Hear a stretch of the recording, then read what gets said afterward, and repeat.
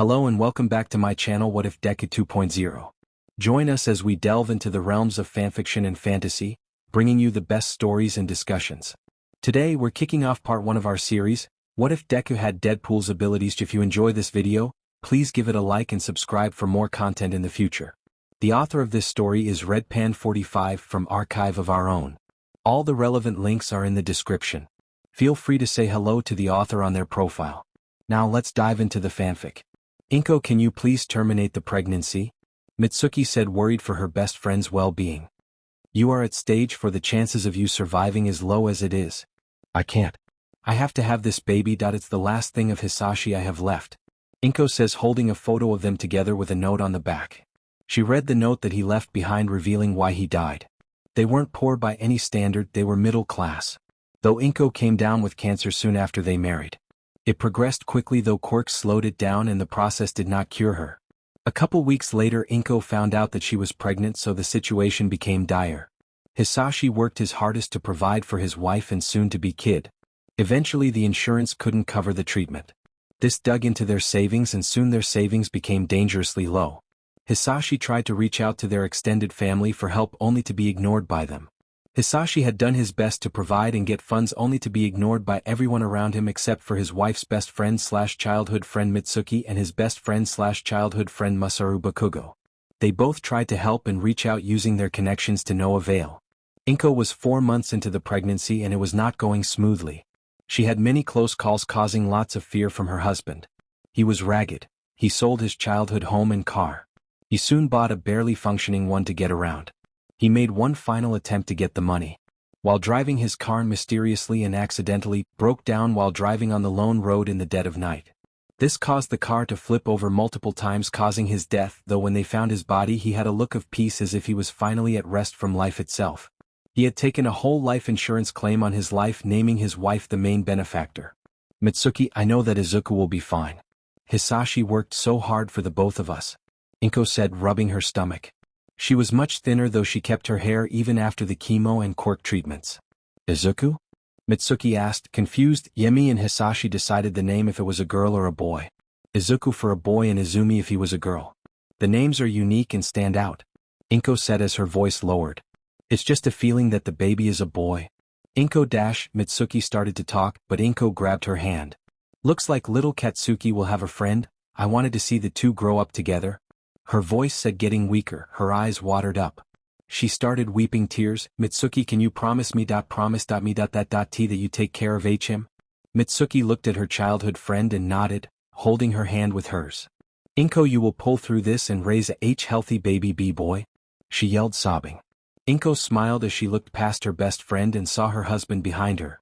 Inko slowly fell back in her bed as her vitals dropped and the heart monitor flat-lined. Mitsuki saw this and yelled for the doctors. They rushed in, trying to resurrect her to no avail. Ma'am, the baby that she carries is preventing us from bringing her back. You have to make the decision to terminate or save the baby? The doctor asked, wearing a saddened face. Mitsuki was going to say terminate the baby till she looked at her childhood friend's face and saw how peaceful she was. Finally at peace after all the pain she has gone through in the past couple months. Save the baby? She yelled with tears coming out, slamming her fist into the wall, making a dent. She had to let go of Inko for her son, which is what she would have wanted. They rushed her to the emergency room. Mitsuki watched her childhood friend, more like the sister she never had, get wheeled away. Masaru walked up with a sleeping Katsuki and pulled her into a hug. They waited and waited for their friend's kid to come out without the mother. Though Mitsuki was scared because the baby newborn would come out prematurely. At this point he has been in the womb for at least 7.5 months. So she had a right to be worried. Eventually they came out and informed them that Izuku was okay.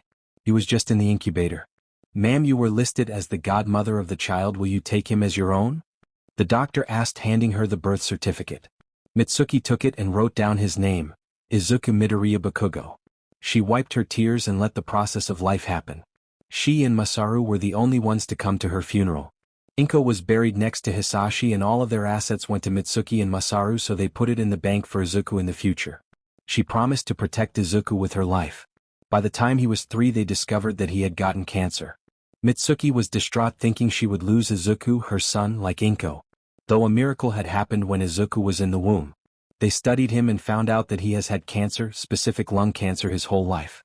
It had spread throughout his entire body, though the reason he didn't get sick or died was because during his time in the womb Izuku developed his quirk from his mother's stem cells trying to keep him alive, which develops into a quirk using the said stem cells to activate his quirk gene, causing a mutation to give him regeneration, which Mitsuki thanked for the miracle, it being Inko's final gift. This brought Mitsuki and Masaru to shed tears of happiness knowing they wouldn't lose Izuku to cancer like his mother. While Katsuki didn't understand what was happening, he was happy as well. "Kaken, we can heroes?" Izuku said, raising hand in the air. "Yeah. We fucking can?" he yelled. Izuku looked at his brother and followed suit. "Fuck," Izuku repeated, which Mitsuki heard. "Katsuki. That was my first swear ever and I wanted you all to read it. Yes, I am talking to you audience, so don't worry, I am always watching, love ya. Future Izuku/D.P signing out." "Izuku," Katsuki yelled, kicking down the door while Masaru walked behind him. "I got my quirk, look," Katsuki yelled, letting little explosions pop off on his hands. Izuku looked closely and inspected the hands. "Looks like Katsuki got his quirk," Mitsuki said while drinking a cup of coffee. "It is a mixture of our quirks, my explosive sweat and your moisturizer quirk." Masaru responded by pouring himself another hot cup of coffee. He sat down and then heard a massive explosion go off. "I just sat down," he says, running with Mitsuki to the boys' room to see Katsuki in the wall and Izuku on the other wall very close to being shot out of the window. "Div happen here, explain in 30 words or less," she yelled, letting her explosive temper out, pulling them out the walls. "Me and Kaken were testing his quirk," Izuku said, healing any wounds he got. "Yep, that was what happened." Katsuki groaned in a bit of pain from the blast. "Find out you two are not in trouble, but next time do this outside," Masaru said, patching Katsuki up. "Sure, Dad," Katsuki said with Izuku sitting next to him. "Yang Dad, we won't do it again?" Izuku shouted, striking a pose resembling All Might. That made Masaru stop and look at Izuku. He saw his old friend again. "Hisashi, your boy is just like you. I wish that you would have been here for him," he thought, ruffling his hair. "Both of you will make fine heroes, call it a gut feeling, but I just know it," Masaru said with an uplifting voice. He bends down, picking them up into the air. "You two are my greatest treasure."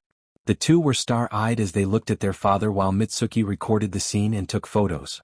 Inkoed Hisashi, "I wish you could have seen them." Cut to school.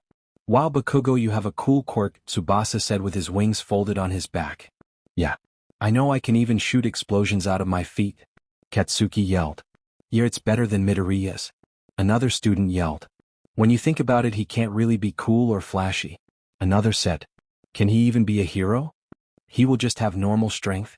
All he does is heal, right? No way he can be a hero. He would just fall behind." "Hey, you don't have to be flashy to be a hero. All I want to do is help people, that is what heroes do," Izuku shouted at kids that had flashier quirks than him. "Yeah. You damn extras. If you want to be a hero, you have to be helping, not fighting. So shut about my bro not being able to be a hero," Katsuki yelled at them. This made them shut up because they knew that Katsuki's quirk in general made him stronger than them. "Let's go, Izuku," Katsuki said, marching off angrily from the group of friends. "Kaken, can I be a hero?" Izuku asked, tearing up from what they said. Katsuki looked back and gave him a tight and warm embrace of a hug. "Of course you can. The both of us will be the strongest hero duo ever," Katsuki shouted, marching away to lunch with his bro. "Yeah, you're right," Izuku responded, nodding his head. "Little did I know that those happy times with my family would end in a blink of an eye. Though I have held them close to my heart to keep my sanity, though as of now I felt it slipping." "Still dreaming, number 617? The doctor asked me, feeling my blood boil. I looked the old man with the bushy mustache in the eyes. "You wish, old man?" I said, clenching my fist. "You still retaliate even now after 10 years. I will tell you what, your determination is one quality of a proper man. It would count more as a hero though. Ha honk, the doctor told me, mocking my dream to be a hero. Without me here, your precious Numis couldn't even take a blow from Hound Dog," I taunted him. He turned around, pressing a button, electrocuting me. What, I hit a sore spot? I yelled in pain, feeling my skin burning severely. My number 617, you just don't want to be quiet." "Well, you are right, the regeneration you have is not a quirk, rather a mutation that happened to you when you were conceived. Without you, the Numis couldn't take a hit," the doctor said, pulling out multiple tubes. "I call it the X gene. Real, original and edgy," Izuku blurted out, getting shocked again. "You are 1 in 10 billion chance. You are the only one of your kind. So we can't take it, but we can surely be able to copy it? The doctor said, injecting me with multiple syringes. You know, doc, they will never be better than the original. I say, swiping my hand randomly at him. I know, but I can get close, which is enough for me and him. The doctor says, checking my vitals. Your blood is rather strange. It will shift to what it needs like your original is, oh. But it became, when it needed to. I am just that amazing. To be honest, number 617 out of the 10 billion people on this planet. You will remain special no matter what person gets born or made. The doctor said, pulling up his grandson Tsubasa, or Numu, number 610. Izuku hated him the most because he was the reason he was there in the first place. Looks like your grandson is nothing more than a puppet like always. I said, hitting my chains against the wall. You know. He led you here by my orders and now he is helping the master with his plants. The doctor laughed out loud like a maniac. Well, have a fun time while I am gone, number 617. The medicines I injected you with should take effect by now. He said as the door behind him shut, locking instantly. My skin felt like it was melting while my senses went crazy, making the pain more unbearable. My bones were cracking from my muscles contracting too tightly. My whole cellular membrane were getting melted away as my nervous system went crazy, making me have spastic movement. After a couple hours, my body conquered the medicines and began to heal me. The floor was covered with blood that flowed out my body. It flowed out, overtaking the dried blood stains from the previous night. Looks like I get to see you again, child of man. I look up to see the very beautiful woman, Mistress Death. This is our second time meeting Mistress Death. I say, sticking out my hand trying to grasp her, believing what Kaken told me: before you touch death you die instantly. Still can't believe that was in a children's book. Like before, I can't seem to find out why you won't pass on? Though that is best thing about you, playing hard to get. She said, standing by the doorway of my cage. Here, I thought you liked me for me, he says, smiling at her. Something about her made him feel giddy inside. That is also a factor, little one. Once you pass on, your soul will be mine for eternity, because you are the first ever in all of my time as Death seen me while still alive. Death says, tilting her head at me, smiling. That sounds like a great plan for me, honey, though that won't happen till I destroy that doctor and become a hero. I say, clapping my hands. Oh yes, your dream to help others is another part of you I like. Would you like to see them again, Izuku, like last time? Death asked as I nodded my head. She shows me my family. Even after 10 years they are still looking for me. Mom was crying, holding my picture as Dad and Kaken held her. Their lives would have been better if I just never existed. I wouldn't have had to push Mom out of the way while the man in the suit and black mask grabbed me into the portal with Tsubasa. I could remember the look of terror in her eyes as tears flowed out. The best I could do is smile and say, "Don't worry, Mom, I will find my way back one day." Those were my final words that she ever heard from me. Izuku, I heard getting out of my head. When will you leave this place? Mistress Death asked me, and I smiled wider. Tonight, I say as she fades, smiling at me. I clap my hands again, making the needle come out of my hand that I swiped from the doctor when he injected me with the experimental medicines. Though these shackles aren't from the pirate times. Their tech made it for the doctor to shock me. I placed the needle in my mouth. I spit the needle towards an unstable tank that was covered in my chemical-filled blood and saliva. It rammed into the tank's cord, making the toxic chemicals leak out, catching fire the moment it touched the oxygen around along with the toxic blood. It made an explosion that would have made Kaken proud. The fire should be able to either free me or kill me. It's a win-win, I think, smiling as the explosion reaches me. Kaboom, ya doctor. Just now, a local factory for manufacturing self-defense items has blown up. Our sources say it was the work of villains looking for gear. Though it closed for the month, so we have no casualties except for an arm found at the point where the explosion started. News lady says. Bakugo shuts off the TV. He shifts his head to the left, looking at a photo of his missing brother. One day you will come back, won't you? Bakugo asked himself while walking out of his room. He looked at his mother, who was trying to keep herself up, and the same could be said about his father. He is a fashion designer while Mom is a model, so it works out. They have been looking for leads since he was kidnapped. They buried themselves in work, but it couldn't distract them. Due to the extra money, they hired private investigators to find their son, but they always would quit the search. Katsuki. She yelled out, hanging up her phone. They found a lead. They all rushed into the car, speeding down the road. Dad, the cops are after us. I shouted, and he just sped up, making multiple turns, eventually losing them. Dad, where the hell did you learn to run from the cops? His father looked at him. You learn things when you are young. I look at him and nod. I know close to nothing about my dad when he was younger. For all I know, he was a part of the Yakuza with Uncle Hisashi. So what is the lead? "And who are you?" Mom yelled at the detective that was on the case. "He was Detective Naomasa, the man that you can't lie to. If you would stop shaking me I will tell you," he said, getting dizzy after being shaken. He took us to his office and opened a box revealing a severed arm. "This is the arm we found at the explosion," he said, looking at us with his eyes narrowing. "The news said it was villains, but the truth is that we found a lab down there. The computers were destroyed, but this arm survived the fire. Inside a cage there, and we got DNA sample from it," Naomasa says, sliding the results. "It is your missing son's arm. This means he is out there somewhere even after taking the blast point." He smiled and looked into our eyes. "Your son is alive, just wait a bit till he shows up or we will find him." Cut to Izuku. "He ha ha ha ha ha. I'm out." Izuku laughed, smashing Inumu's head with his foot that was sent out for him. What to do? What to do? I don't have a plan," he said out loud, with his wounds healing at a rapid pace. The doctor may have upgraded his regeneration accidentally without knowing. Not like he was going to tell him anyways. It's a revenge story, to put simply. What do you think? Wow, a fourth wall break. What 10 years of torture and being experimented on would cause any sane person to become meftards? Being free yet so shackled because I want to kill them all? I say, looking down, my PP is hanging out. I don't want to be charged for exposure. He looked around in a place, trash can, for clothes. He eventually found some clothes. Convenient. Now I need some weapons if I am going to kill the shit out of them. I say, walking down the sidewalk. I am not in America, so I can't go to Walmart for a gun, so the junkyard it is. Walking down the street like a baller, I go to the closest dump, which turned out to be a beach I used to go to. Who INF did this?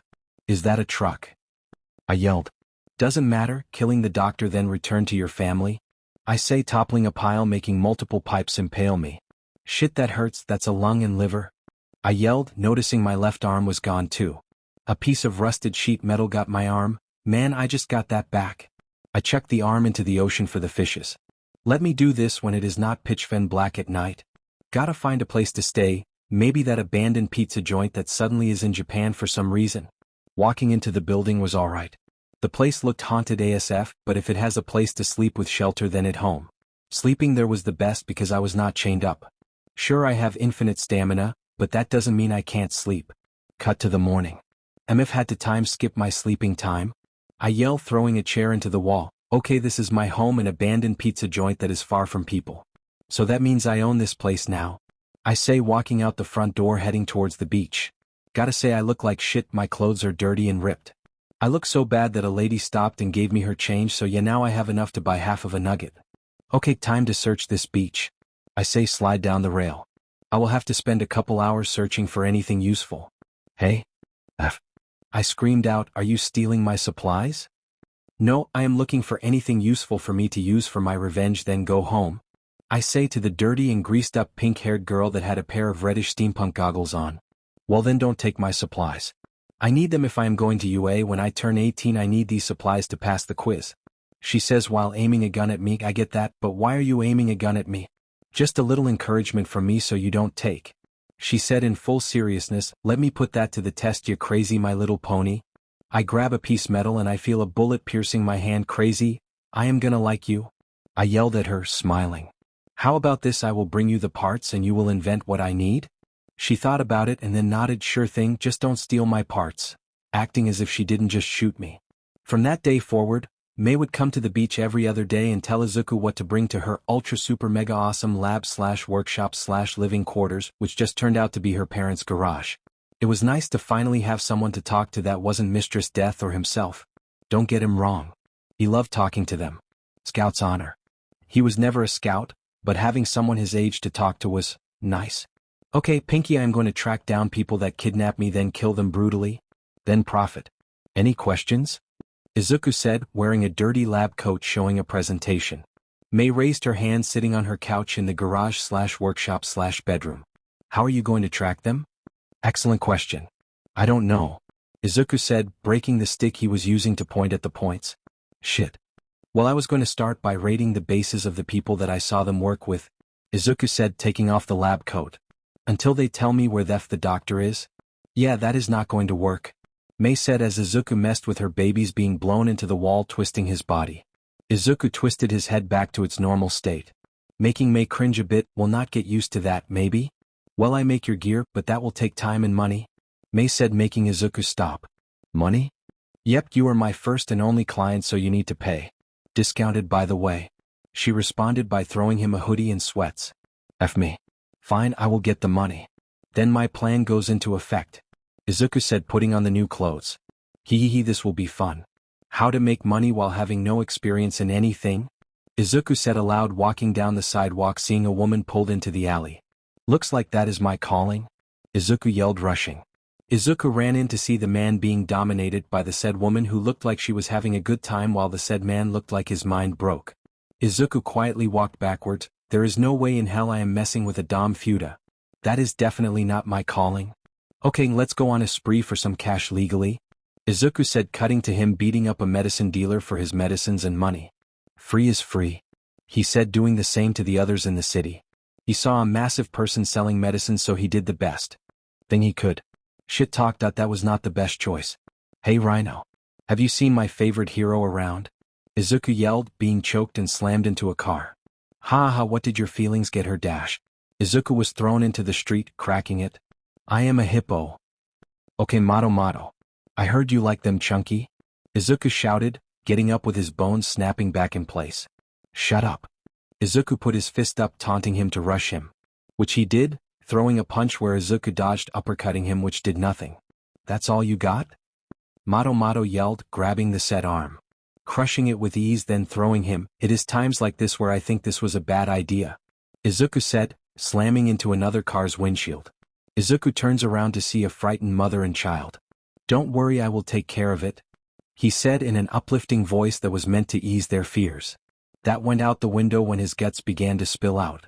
That's not good, Izuku stated, grabbing his small intestine. Then got a great idea.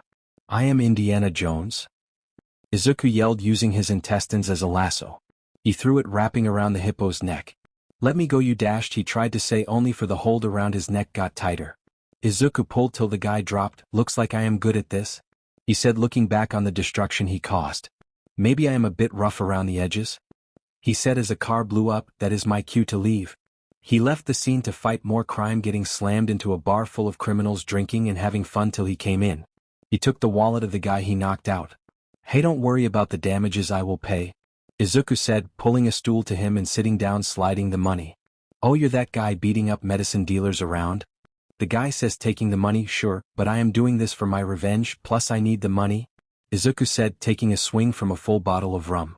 Look, I need cash to pull it off, so do you guys have jobs that I will get paid for? He asked, getting a nod. Yeah, we do, we are all mercenaries, so you want to sign up? He asked as Izuku nodded. My name is Weasel and I need a name so we can bet on the Deadpool, so when you die we get paid for our bets. Weasel said to me, well, my name is Izuku Midoriya Bakugo. So sign my dot. What month is it? He asked, not knowing the date. It is January 17th. Then sign my 13-year-old is up, Izuku shouted as Weasel signed his name on the board. Izuku smiled like a madman. This is the beginning of a great friendship, Izuku says to Weasel, and cling their glasses of rum together. Wow. This looks like the beginning of a long novel and a story that might become much bigger than it should be, Izuku said. Izuku, who are you talking to? Weasel asked. To them, she replied, pointing at the screen. I knew you were a bit loony, so I should get used to this. Cheers to our newest member, Weasel yelled as everybody cheered and drank. Izuku was stumbling his way around the sidewalk at 3 in the night till he made it to a certain pink-haired girl's garage. He thought he couldn't get drunk, but they found a way to by making him drink on a constant flow of the strongest alcohol they had, along with the help of some quirks that made the effects last longer. He knocked on the door. He sees a couple fingers from the door pop out, and the door slid up to reveal a grease-covered Mei. What's up? Did ya get the money for the gear you want from little Omi? She said, wide awake but a little jittery. He tilts his head to the side to see multiple empty cups of coffee, some on the ground. Yep, hick. I got the money, hick, he said loudly, collapsing on the ground. Mei looked left then right and she sighed. She dragged Izuku in by the arms and shut the garage door, continuing to work for the night. My head feels like a hammer is stuck in it, Izuku said groggily. There is, I dropped it accidentally, Hatsum said with her goggles on welding. Izuku yanked the hammer from his head, spilling some brain matter to the ground. Well, you gave me the money, so wait till your prototype gear is made. Then we'll talk about the superhero suit, Hatsum said with a grin that only an insane person could make. Look, I may be super, but far from a hero, Hatsum. I say, picking up a crudely blade made from scrap metal. Do you have any guns for my use? I asked, putting the blade on my back. Of course, the beach was filled with them. Take 2 for free, but you pay for the ammo, May said, spinning her chair around to face me. Anyway, can I get another discount? Her eyes zoomed in, studying my body and bloody clothes. Sure thing, crazy head, but are you sure? She asked me. I weighed my options, then threw them out the window. Sure thing, Pinkie Pie. Okay. Stick your hand out, she yelled as I followed her directions. She grabbed the pair of gauntlets. They opened, unlocking itself for him, so he slid his hands into the cold steeled gloves, then closed tightly to fit. They powered on with a hum, with some LEDs on with a nice glow of dark blue. Nice, this rules. Good, that means the spring locks didn't fail, Hatsum said with glee. Spring locks, what now? I asked, hearing multiple snaps. The locks that opened clamped down more tighter. There they go, Hatsum says, knowing what exactly is going to happen to me. Suddenly the locks failed, crushing my arm from the elbow down, sending metal locks into my skin, destroying my bones. They felt as if they were screwing themselves into my arms. This hurts more than eating pineapple pizza, I yelled, breathing heavily from the glove, crushing my nerves and bones, also turning my muscles into minced meat. Oh shit, Hatsum yelled from my reaction. Hatsum, cut the arms off or I will 127 hours it. I yelled, with Hatsum cutting the arms off, then wrapping them so blood didn't get everywhere. We spent a bit of time cleaning up the mess in silence until I broke it. Okay, that was a terrible idea, but did I get the discount? I asked, with her nodding. Well, by tomorrow my arms should be back, so I will get some stuff from the dump, I said, with May tying a little red wagon to me. When I came back, the cops were there. The officer turned around and huffed, a crocodile tail smacking the ground behind him. He was squinting hard, it looked like he could hardly see. I'm guessing you're a friend, oh Maze? Nothing bad happened that I'm aware of, just another noise complaint. With this, the officer knocked on the door to the garage and yelled, May, open up. The door slid open and May emerged, covered in oil like usual. What is it now?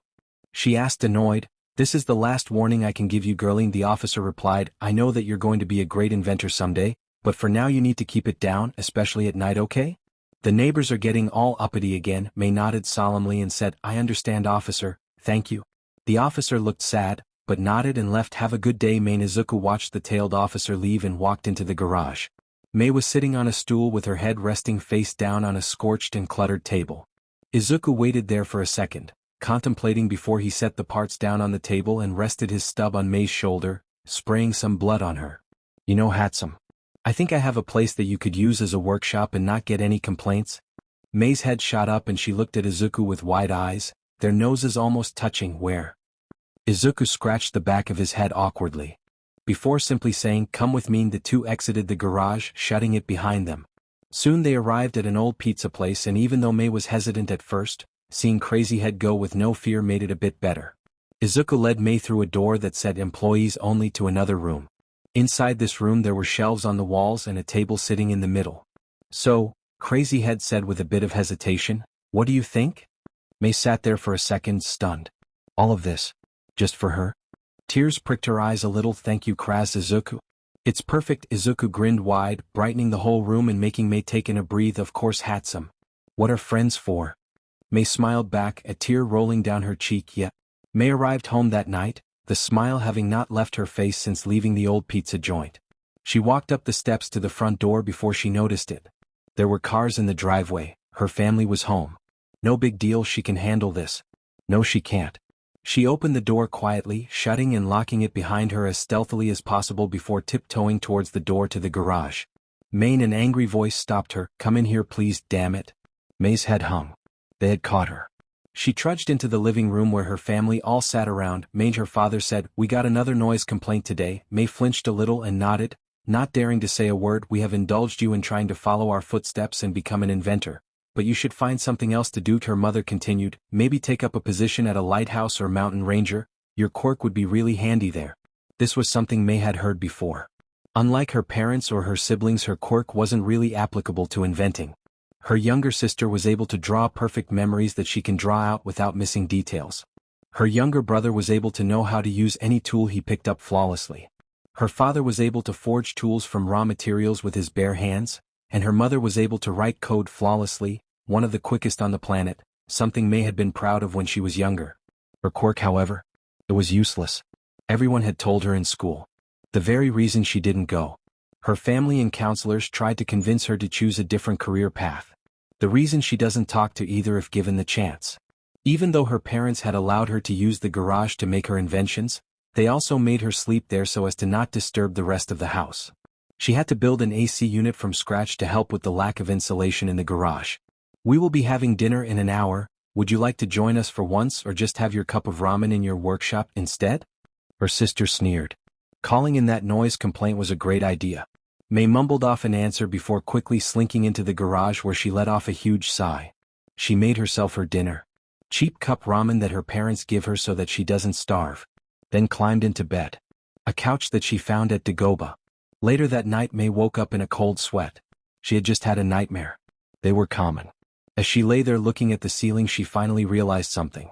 Izuku had given her a workshop and whatever else she might need, she should take him more seriously. Meanwhile with the main character. Okay, I am going to only ask this once, where is the doctor? I yelled, aiming a blade at the goon's head. I slam a knife into a photo of the goon. He made me ask twice. I yell, pulling off my white ski mask. Does the mask muffle my voice? Don't answer that. I say, pulling out a pool stick from my gut. God, this can take years. I am just trying to dismember one guy, not his goons. Why does life hate me so? I say, getting a message from Weasel. Ooh, my first job. A nice guy is stalking a girl. That seems like a good way for free food. I put on my red coat that I stole, stop snitching on me, and I take off to a random person's home. Pizza delivery? Genten said, knocking on the door. The owner opens the door. I didn't order anything. He said, confused. I did just come in, I will pay. I said, coming out of the back room. Who the hell the f are you doing in my crib? The owner tried to act tough till I pulled out my gun at him. Hey, take it easy. If Jiren wants his money I will get him next week. He freaked out. Shut up, I am not here for you. I am here for him. I say, looking at Genten. Oh, thank God I I push my gun to his chest, making him fall back. Not out of the woods yet. I open the pizza to show a nice proper original pepperoni pizza with stuffed crust. I grab a slice, taking a bite. Oh my God, that is so good. It has been a long time since I grab Genten's shirt, shoving him into the wall with the gun under his jaw. Please don't kill me, I didn't do anything wrong. He yelled out in terror. Oh yes you have. Spreading rumors, stalking. 2 of these would have made me kill you brutally, but turns out she is a kind soul you have been ruining the life of. I say in a rash voice while tears flow from his eyes. I am going to do something that will make you think twice of doing the shit you have been doing to her again. I say, shooting a bullet near his foot, making him jump. Then I put the gun in his hand. Pull the trigger at your head before I blow up the home of your parents. She said for nothing to happen to you, so your parents will do. I say, pulling out a button. He instantly aims the gun at me, then pulls the trigger, only hearing a click. Dumbest choice you have made yet in your life. Now for your parents. I click the button and a massive explosion is heard. His eyes lose color, filled with tears. I take the gun from his catatonic self and the pizza I order. If you talk to her or even look at her, I will come find you and kill you. I say to the boy with his head slowly nodding. Also, your cat's litter box is filled up. I say to the owner, I don't own a cat? I look at him surprised. Then whose litter box did I take a shit in? I walk down the street with the phone from the kid. I shift my head to the side, looking at the billboard I blew up that said Genten's parents' home. What? I have some soft spots and I do have some hard spots that came out wrong. Either way, that kid smelled like shit after I pressed the button, just want to let you know. I say, walking into a skate park and walking up to a group of girls. Hey Ibra Shiozaki, it's Dawn. She give me a hug, and that's why we do it, mostly for the money though. I say, backing up from her. Thank the Lord for your help. You're my hero? No, I am not a hero, I am a guy that gets the job done, unlike them or the police. I said, patting her head. Well, you're my hero and that was an extra payment. She said quietly. I handed her the phone. If he bothers you again, give that to the cops, then he will be arrested or I will just kill him. I said, walking away to the bar with my golden card. Twinkle twinkle little star, someone should have told you not to f with me. I sang, aiming my pistol into the sky, shooting into the sky twice. Bang. Bang. Now where to if I ask the doctor? I yelled, shooting a guy's foot. Tell me where your boss is. I yelled, slicing their arms with my crudely made blades. One jumps on my back, so I flip him to the ground. Damn spider monkey. Oh wait, you are a monkey. Oh, did I just do a quirkism? I say, shooting him. After a few guys that are not living anymore for some reason. The boss was a brutish type. He was massive in size compared to me. Okay. Shitstain, where is your boss? I say, aiming my blade at him.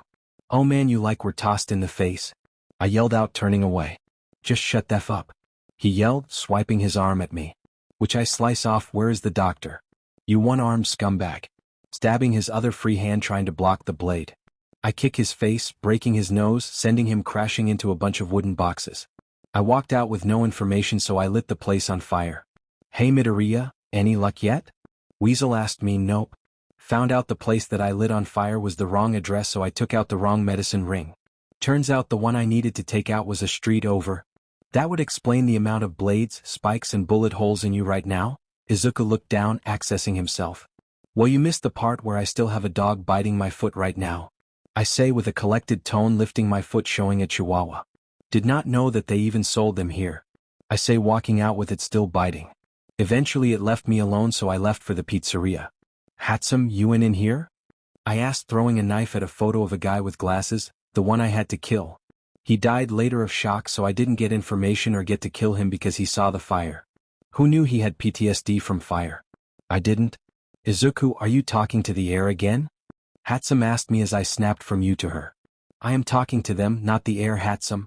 I say, sliding into red Crocs. Again, I still don't understand, but I will let it slide. So did this purge of life get you anywhere close? She asked me, spinning her around to face me, shifting her legs on top of each other. Well, no doubt, but I got to take out 2 medicine rings and set one on fire in the process accidentally, jumping on the couch after saying that. Either way, you took out bad guys, so all in a day's work, right, Izuku? She said with a smile. I thought about it for a bit, then nodded to her sentiment. Yeah, but I want a specific person to kill, the others I could care less about. Taking out my phone to check the news, Endeavor got blamed for the fire. Izuku, you need to take better care of my babies. The sword is cracked along with guns being very damaged. Were you punching people with them? She asked, using her quirk to zoom and inspect the weapons. Maybe. Remember, I am fighting multiple people, so can you let me slide with the damage I cause? I say, looking at cat videos. Okay, fine, you get a slide. Though your suit will take some time, I will finish it soon. Hatsum said, showing me the blueprints. Also, you need to learn martial arts. Why? I am unkillable. It is like telling someone that can fly to walk. I say, sneakily trying to rub my third leg. Well, one day you might fight someone like All Might with super strength, so you being unkillable won't matter. Hatsum yelled at me and stopped trying to jerk off. I know what the hell you do when you put on those red Crocs. Buzzkill? I say, sliding my hand out my pants. Look, at least learn the basics so I don't have to worry so much about you. She said, looking deeply into my eyes as if she was begging. Fine, I will learn, but if you sleep tonight, because unlike me who has almost infinite stamina, I can stay up for days while you could kill yourself like this. I say, kicking off my Crocs. She thought for a bit, then nodded. Sure thing, Izuku. I should have listened to her. He yelled while sliding under a semi-truck. Not now, truck-kun. The truck gets broken through by a massive bear that ran towards me on all fours. If you are wondering why I am running away, it is because I took a job to kill this.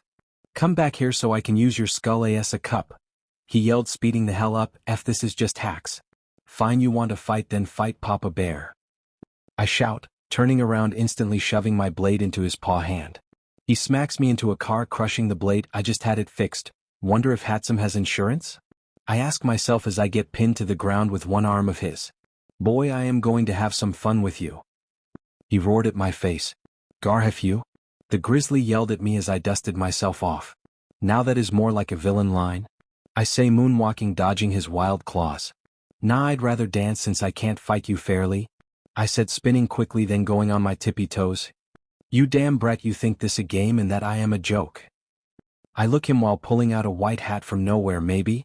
I say, leaning forward at a 45-degree angle. I am gonna kill Yo dash. I shot out his other eye, trading blows with him, ripped my guts out, sending me flying back into the street, cracking it. Cheap shot. I say, getting up with both guns equipped. I can smell you, boy, you can't hide from me. That has to be the most cheesy villain line ever. Is it hard to be original like me? I am kicking your ass by copying dance moves off HeroTube instead of learning martial arts like I was asked to. I admitted as he blindly charged at me. Get it? I shot out his foot, making him fall forward, then I heard a click. I didn't count. Good thing I brought 2 guns. I yelled, raising my gun with my mouth, using the other to punch his nose. Rower. He screamed in pain as I shoved my empty clipped gun down his throat. I punched down on his jaw, making him choke on the gun. Time to take your daily dose of lead, I shouted, unloading the rest of my bullets into his back where his heart is. Click click asterisk click asterisk. Ha ha ha ha ha, this was the worst job yet, and my last one was about helping a girl out with her cheating boyfriend, I said, walking away from the corpse. Man, I am hungry. Well, not really, I say, walking down the empty street of the bad side of Mizudafu. Not even the heroes will come over here. That is why the gold card is active. We deal with the trash hiding in the shadows. We aren't good guys, but we do our best. Suddenly a godly smell got to me. The hell is that? I yelled, running into a shop full of maybe legal Mexicans. They look at my bloody hoodie with the visible gun in my holster. They all instantly go back to eating. I will pay for whatever that smell is coming from, I yelled, and a sweet old grandma grabbed my hand, leading me to a table with a colorful table mat. She placed a weird long deep-fried bread. How do I dash? She picked it up and placed into my mouth. Chimichanga? She said in a sweet voice. Grandma, I love you, I yelled, shoving into my mouth. I ordered many more to go for me and Hatsum. I left my entire paycheck for the introduction to a godly tasting and funny named food. Look, it wasn't that bad, I said, backing up from a very angry May Hatsum that was in front of me. I said to learn martial arts. So what do you learn instead? Dance moves that had nothing to with fighting? She berated me. Hey, it worked. I killed that teddy bear, got the money, and found this godly piece of hilarious named food. She looked at me like she was going to rip my head off and throw it into a blender. To tell the truth, it hurts. I pulled her into a hug that she was resistant to. Look, Hatsum, I will learn it just for you because you are my partner in crime for all of this. Fine, but you better learn it or I will find a way for you to permanently lose your manhood, understand? She said into my ear, making me instinctively grab my crotch. She walked away, leaving a mess. Those words made me feel strange inside. She doesn't even know what she is doing to me. I think I'm biting my chimichanga that I bought earlier. Looks like I will need to do better if I want my revenge to happen. I began to search for clues linking dozens of more groups that were connected to the doctor. Most were just suppliers for harming medicines. Though they did have some intel on them about a man that was making a perfected version of Trigger, but I couldn't confirm it. I ran into All Might and Endeavor a couple times. All Might, or Captain Steroids, the goody two-shoes he is, has been trying to turn me into a superhero like no other because, and I quote, see great potential in you, young Midoriya. Ha ha ha, he told me in his deepest voice. Turns out leaving arms, guts and tons of blood on crime scenes can really get you caught on what your secret identity is to the cops. I don't care that they know who I am because I am not stopping till my mission is done. Endeavor still hates me for tagging his agency all over with his actual name, Enduhor. Look at me, you pasta-faced bastard, where is your boss? I yelled, holding a grunt over a building. He wasn't talking, so I dropped him to the ground, hearing a splat. I stuck my finger into my chest holes that were caused by bullets. Ouch, these sure know how to shoot, I say, kicking ahead. I sliced off like a soccer ball into a trash can. Score. Just need to keep going. It has been a year's worth of work of taking down Doug Rings, but I finally got my lead for my mother revenge. I yell, kicking down the door to the pizzeria in my green suit that Hatsum made me to fight with. It provided me with more protection and weapon storage. Hatsum, I am home, I yelled, catching her when she flew at me with her new prototype jetpack. Izuku, you're back. Did you get any gear from the villain? She asked with a lovely crazed smile. No, but I finally got a lead for the doctor. He is going to be in a convoy soon, so I will finally get back at him for all he has done to me. May and I have been working together for a while now, though she has been helping me out with some mental problems that I got from the torture they did to me. Looks like we can finally put an end to him, and maybe we can start a new chapter in our partnership, she yelled while sliding me a paper for UA University. Soon I can start the dream that you have been helping me with since our team up. You still have a lot of time. The both of us are still, what month is it? I asked, not knowing. November, I think. She said, well, we are still 15ish. You have to wait 3 years till you can do your dream that I will gladly be the test subject of, I say, proudly, taking my mask off. Well then, let's head to the gold card to celebrate for your lead and my breakthrough in making a gold titanium alloy, she yelled, putting on her red coat. I could tell she cleaned herself up from the soot and grease that I am used to seeing. It was breathtaking how beautiful she was cleaned up. Then again, I like her dirty self just as much. Come on, Izuku. Let's go before it gets too late, she yelled, wrapping my red coat around me. Sure, let's go, and I got a shortcut. Time skip to the gold card. Works every time, I say, with May looking confused. What are you talking about? We walked here like normal? She said, very confused. Not important. We walked to see them all look at us. Oh, it's Captain Deadpool, they yelled, putting their drinks up. Captain Deadpool? I asked, sitting at the bar stools. Well, technically you can't die from anything, not even cancer like you said. So you will forever be on the Deadpool board? Weasel said to me as I looked up to see who bet on me. You bet on me dying. Your terrible friend. I slid him a note for a drink. Well, it was when you first started and I thought I would finally win some money. Well, the name is cool, but drop the captain part, so the name Deadpool is your alias now? Hatsum exclaimed when a newbie showed up and walked up to her. Hey honey, how much for 10 minutes? He asked, wrapping his arm around her and eyeing her drink. Pissing me off, look buddy. I wouldn't dash. Suddenly Hatsum grabbed his junk and began to squeeze tightly. Look big boy, I ain't that type of girl, so you better say the magic words before they stop functioning, she said with a tone that was dripping with venom. Ple.ase let go? He gasped with May dropping him to the ground. Wow, Hatsum, that was pretty cool, I said, drinking my liquor. That was nothing, she said, sipping her chocolate milk was more like chugging. Hey Barbara, can you give this to Big Tony and say it was from Kasuk? I say, handing her the drink I specially ordered. Hatsum and I looked at the scene as it unfolded with glee. Tony took a sip of the drink and spat it out with rage. He stomped over to Kasuk, who had a mutation that made him look like a turtle, a snapping turtle to be exact. Hey, you think this is a funny joke? Tony yelled. His quirk was called drunken rage. He grows stronger the more drunk he is. He slams his fist into Kasuk's face, making a brawl happen with people making a perfect circle somehow. By the end of it, Kasuk was on the ground bleeding. All right. Everybody back up, let me check. Weasel yelled, putting a mirror under Kasuk's nose, seeing that he was still breathing. False alarm guys, he is still alive so no one gets paid, Weasel said, making everyone groan. That was a good show. Right Hatsum? I asked, looking at her to see that she was swaying side to side. Oh no, I say, with Weasel looking at me oddly. Why the oh man? She must have drank some alcohol. She gets a bit crazy when it comes to drinking alcohol, I say with a terrified tone. Last time I was left as just a head, I yelled, with May tackling me. Izuku, let's make a baby again? She slurred. They all looked at me shocked. You have a kid? Weasel yelled. No, she just calls her inventions babies. False alarm, I yelled, picking her up. Whoa, I am floating, and why is it getting dark? She then passed out, alerting me exactly what happened to her. Did someone spike her drink? I yelled out, with my eyes narrowing on the newbie who was smirking. I just shot his head and gave the Weasel a stack of cash. He counted the cash and nodded at me to leave. I put away my gun and I leave with May in my arms. We got home and I placed her in the bed I bought her so she didn't have to sleep on a dirty couch. She latched onto me, not letting me go. Please don't leave me alone, she said, with tears leaving her shut eyes. I will never, not even when I am done with my mission, I say to her, holding her tightly, letting the darkness swallow me into a slumber. I'm the real Slim Shady. Oh hi, if you're wondering what I am doing on the side of this highway ledge.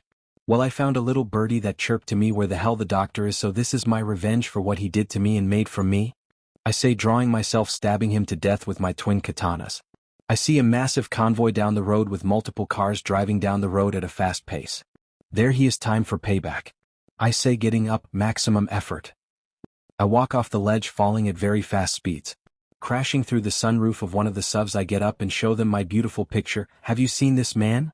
My head gets slammed into the back of the front seat. Premium leather, I say, kicking the guy beside me out the car into the road. I kick another goon into the back of the SUV, making the back door open up with him hanging out the back. Ha, he looks so stupid. I get cut off with my head repeatedly being slammed into the radio, changing the song. Ow ow ow. Oh wait, stop, I like this one. Oh. I elbow the goon hitting me and I grab the steering wheel, making the car ram into a motorcycle about to shoot me up. Then followed it up with choking another goon with my legs. I hope you don't have a choking. I grab the steering wheel again. Wait, I don't know how to drive, I'm only 15. The car then flips as the world around me begins to slow down. Hold on, did I tell Hatsum to turn off the stove? The world sped up again with the SUV flipping to its side with the guy in the back that was dragged slamming into a highway sign. The rest of the cars stop with quirks aimed at the flipped car. I get out from the opposite side. Oh shit. I knew I was forgetting something. My bullets? I say under my breath. Okay, show time. I raise my head. Hey I instantly put my head down from gunshots. You may be wondering why the green suit. Well, it matches my hair.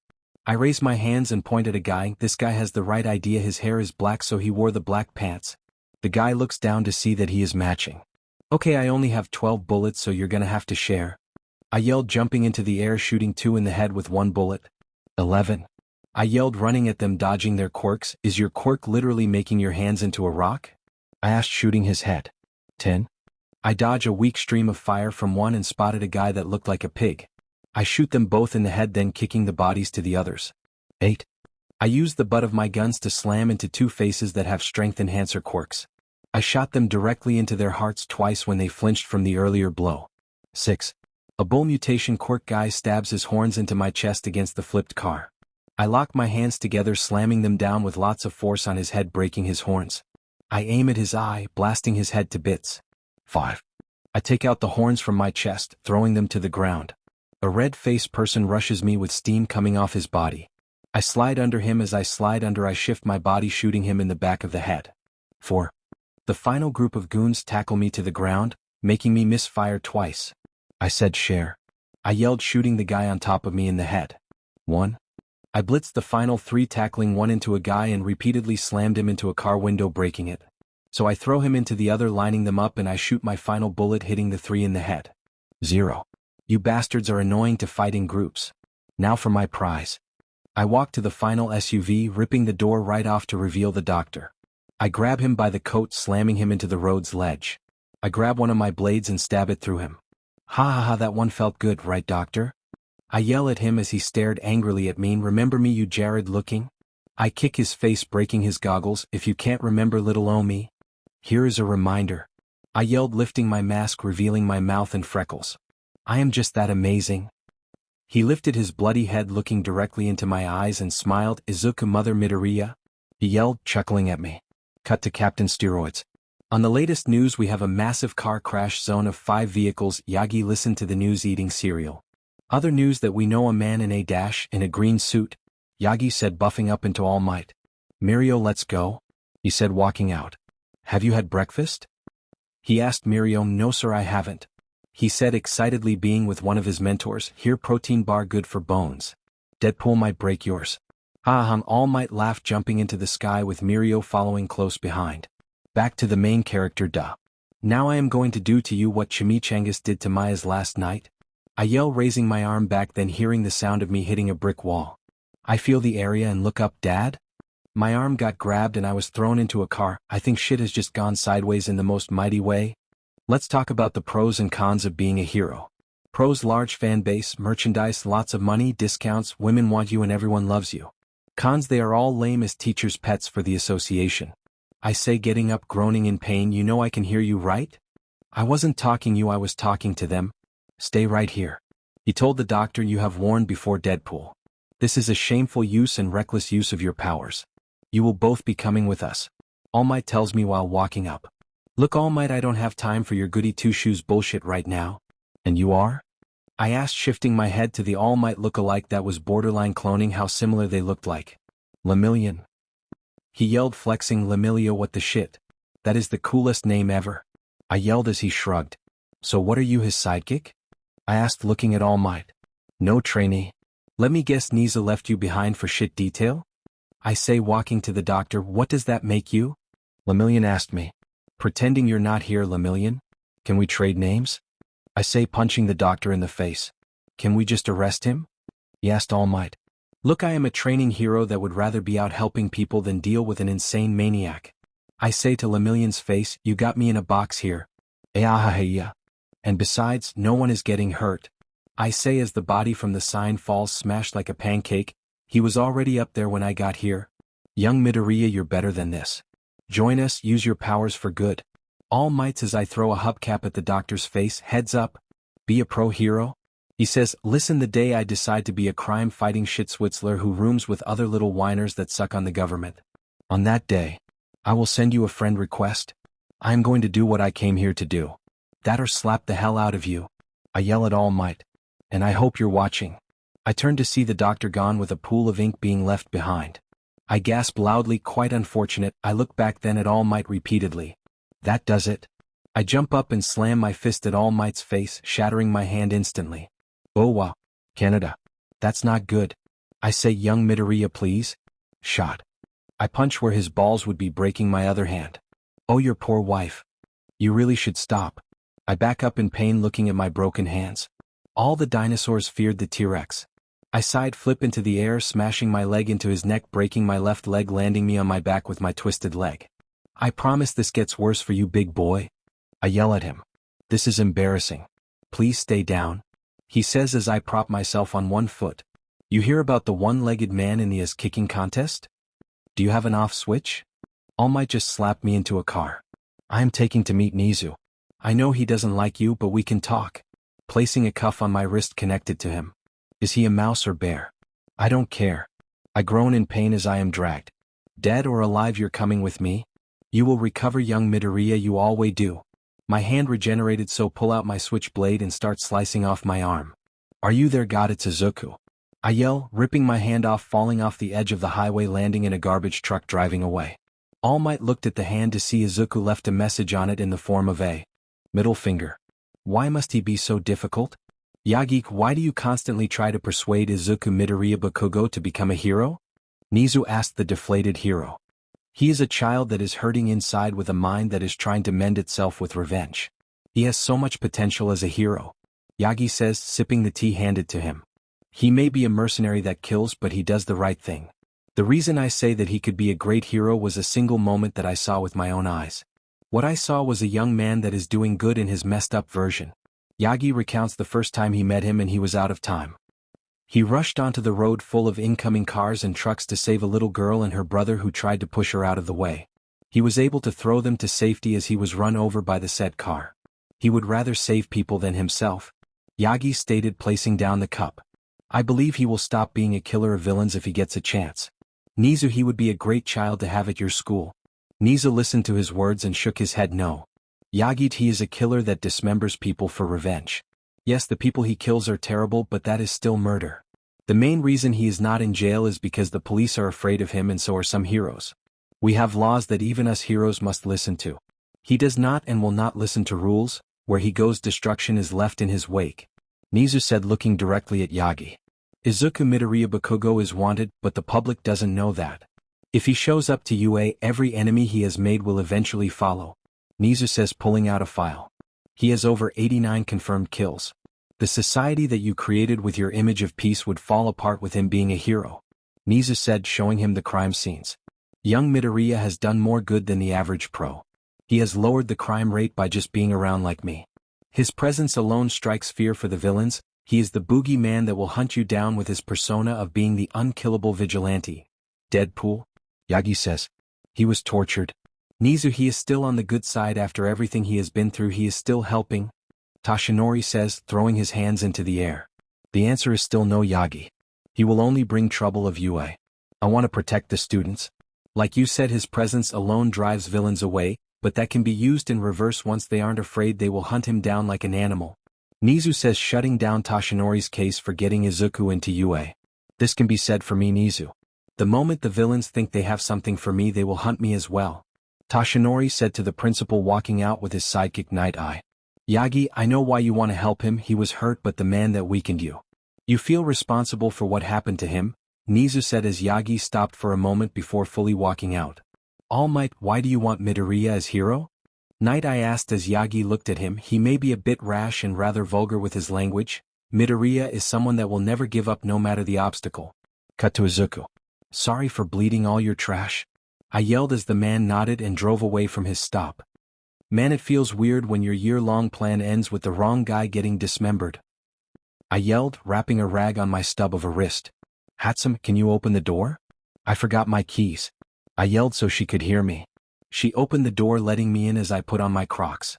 So did ya finally get the doc? She asked about going back to wiring up a new baby. No. Captain got in my way, so did his smaller clone version that has the coolest name, I said, digging into the fridge we bought from Craigslist. Looks like I lost my only chance to get him. Now he probably won't show his face anymore, I say as I eat my food. Well, you could always, stop, Hatsum suggested, tossing me a ball.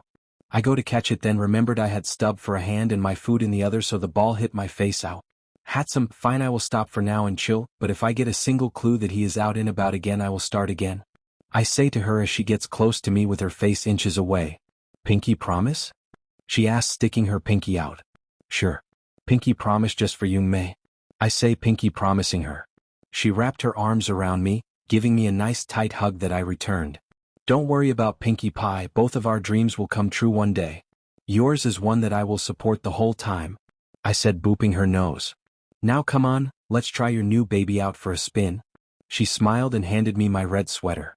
No, let's just go and have some fun, just me and you, she yelled, cleaning the grease stains off herself.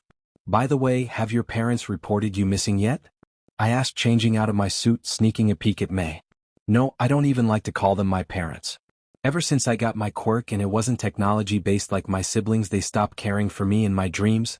She pulled down her new shirt. At first I wanted to be a hero to help people, but my quirk came and I was told I couldn't be one.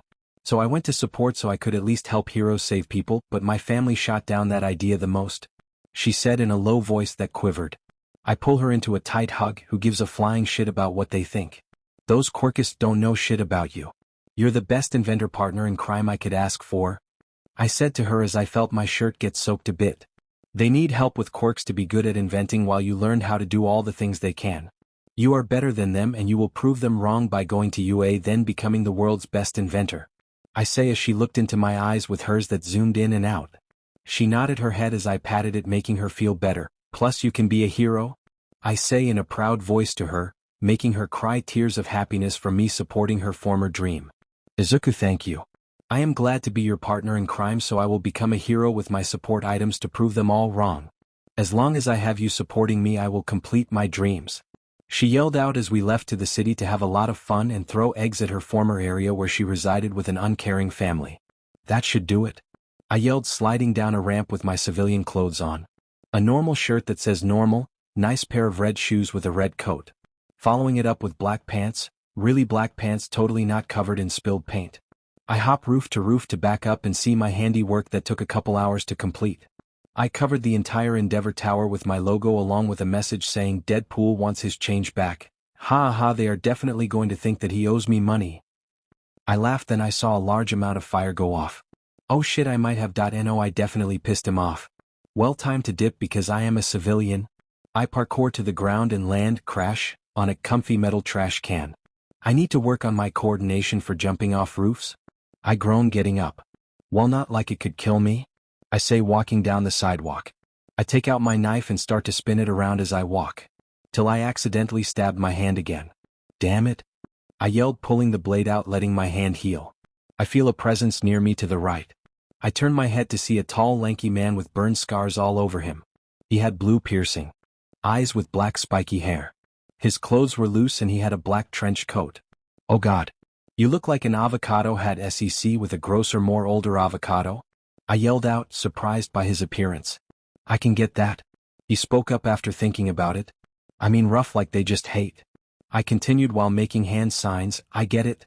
He yelled at me with his hands lighting on fire with blue flames.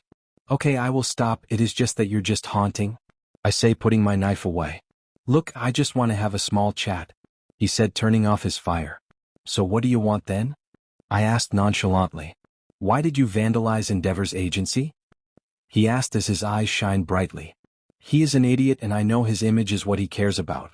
So I'm going to keep doing this because it is fun TOF with people, I say, smiling crazily, making the avocado mush back up a bit. Well, looks like me and you could have been friends then, he said, smiling with his scarred, stapled face. Also, is your friend back there going to stop hiding because I can just feel the bloodlust from here, I said as multiple knives flew past the dude to me. I let the blades hit me as my attacker hopped on top of me with a knife in her hand about to stab my chest. Like I said, we could have been friends, if we didn't take a job from the broker Jiren, Dabi stated as the blonde with messy buns introduced herself. Hi, my name is Toga Himiko. Give me your blood, she yelled, driving the knife downwards towards my chest. I caught it with my hand, the blade stabbed through my hand causing more blood to spill.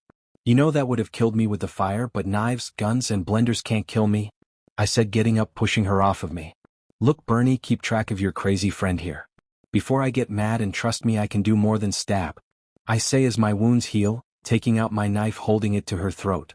Wow, you look gorgeous when you're covered in blood, she said, looking at me with her yellow cat eyes. Look, I didn't think she had a crazed state. Here I thought she was already as crazy as one could be, the lanky man said as I noticed that they looked like they hadn't eaten in a while. Look, the both of you are coming with me. I may be insane, but I still like to help people, I said, putting my knife away and taking out the one stuck in me. She is suffering from her quirk, that much I can tell from her crazed look. I got the stuff to help her, so are you coming? I asked, knocking out the rabies-filled blonde. Dobby nodded as he had a random thought. Why am I going with this? I took the job to kill him and now I am following him. Not like I care about the girl too. By the way, what should I call you, Scarface? I asked, picking the girl up after I knocked her out. Dobby, just Dobby? He said in a low-voiced, cool name. Not like I didn't know it from the earlier text mentioning your name, I said as we neared my home. Why are we at an abandoned pizzeria? Dobby asked me as I looked at him like he was stupid. Why not? I opened the door to see Mei on the couch watching TV eating a slice of pizza. Oh, Izuku, you're back. Her voice died out towards the end of the sentence. Why is there a girl in your arms? She asked with a closed-eyed smile. Nice to see too, Mei, but she is suffering from her quirk, a lack of blood, so can you please get me a couple syringes so I can help her? I say, placing her on one of the many tables the pizzeria had inside.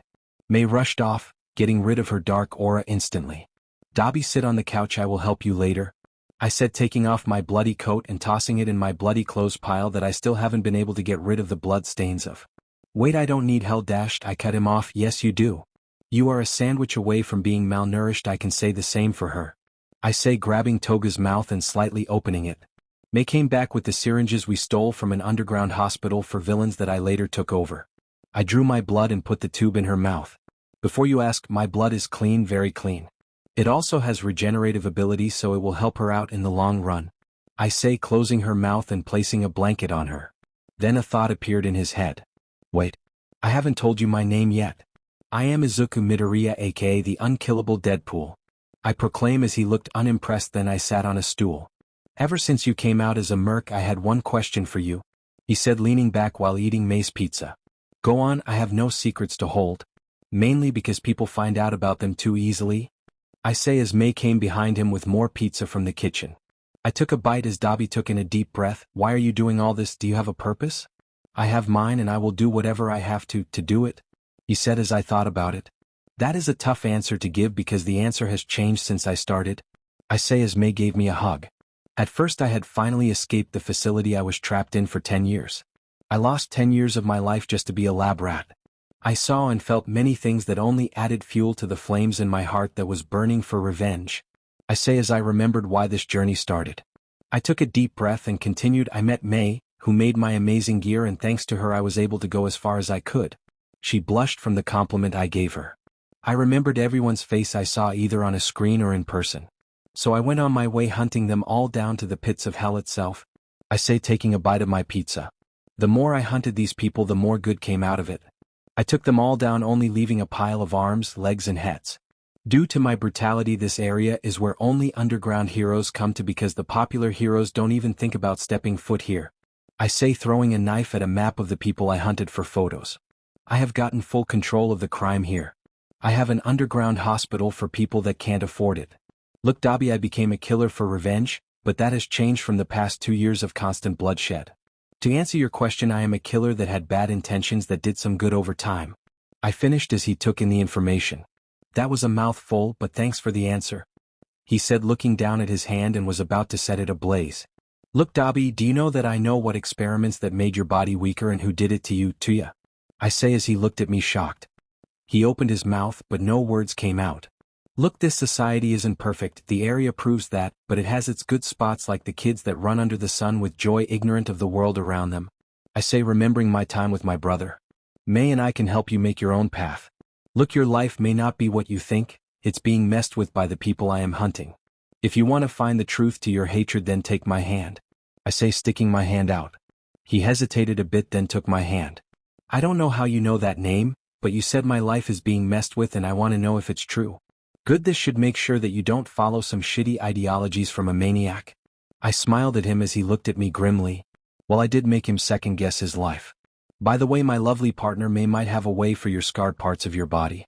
It could help with burning yourself with your fire, I say, and he instantly perks up. Ugh. You mean the Izuku I am trying to make? Mei squealed, with Dobby being confused by the name. That's not your you know? Dobby questioned Izuku, but Mei butted in. Well, I removed a buttload of Izuku's stem cells, then made this experimental goo with some less than legal items. That Izuku was stolen from me, so I made it, though I still haven't found a proper way to mass produce it, May said, pulling out a jar of red goo. Why did you make it again? Dabi asked as May trying to open the lid of the jar. Well, I was trying to make it so Izuku could regenerate his body faster. Izuku, I give up, open the jar please, May said, handing me the jar.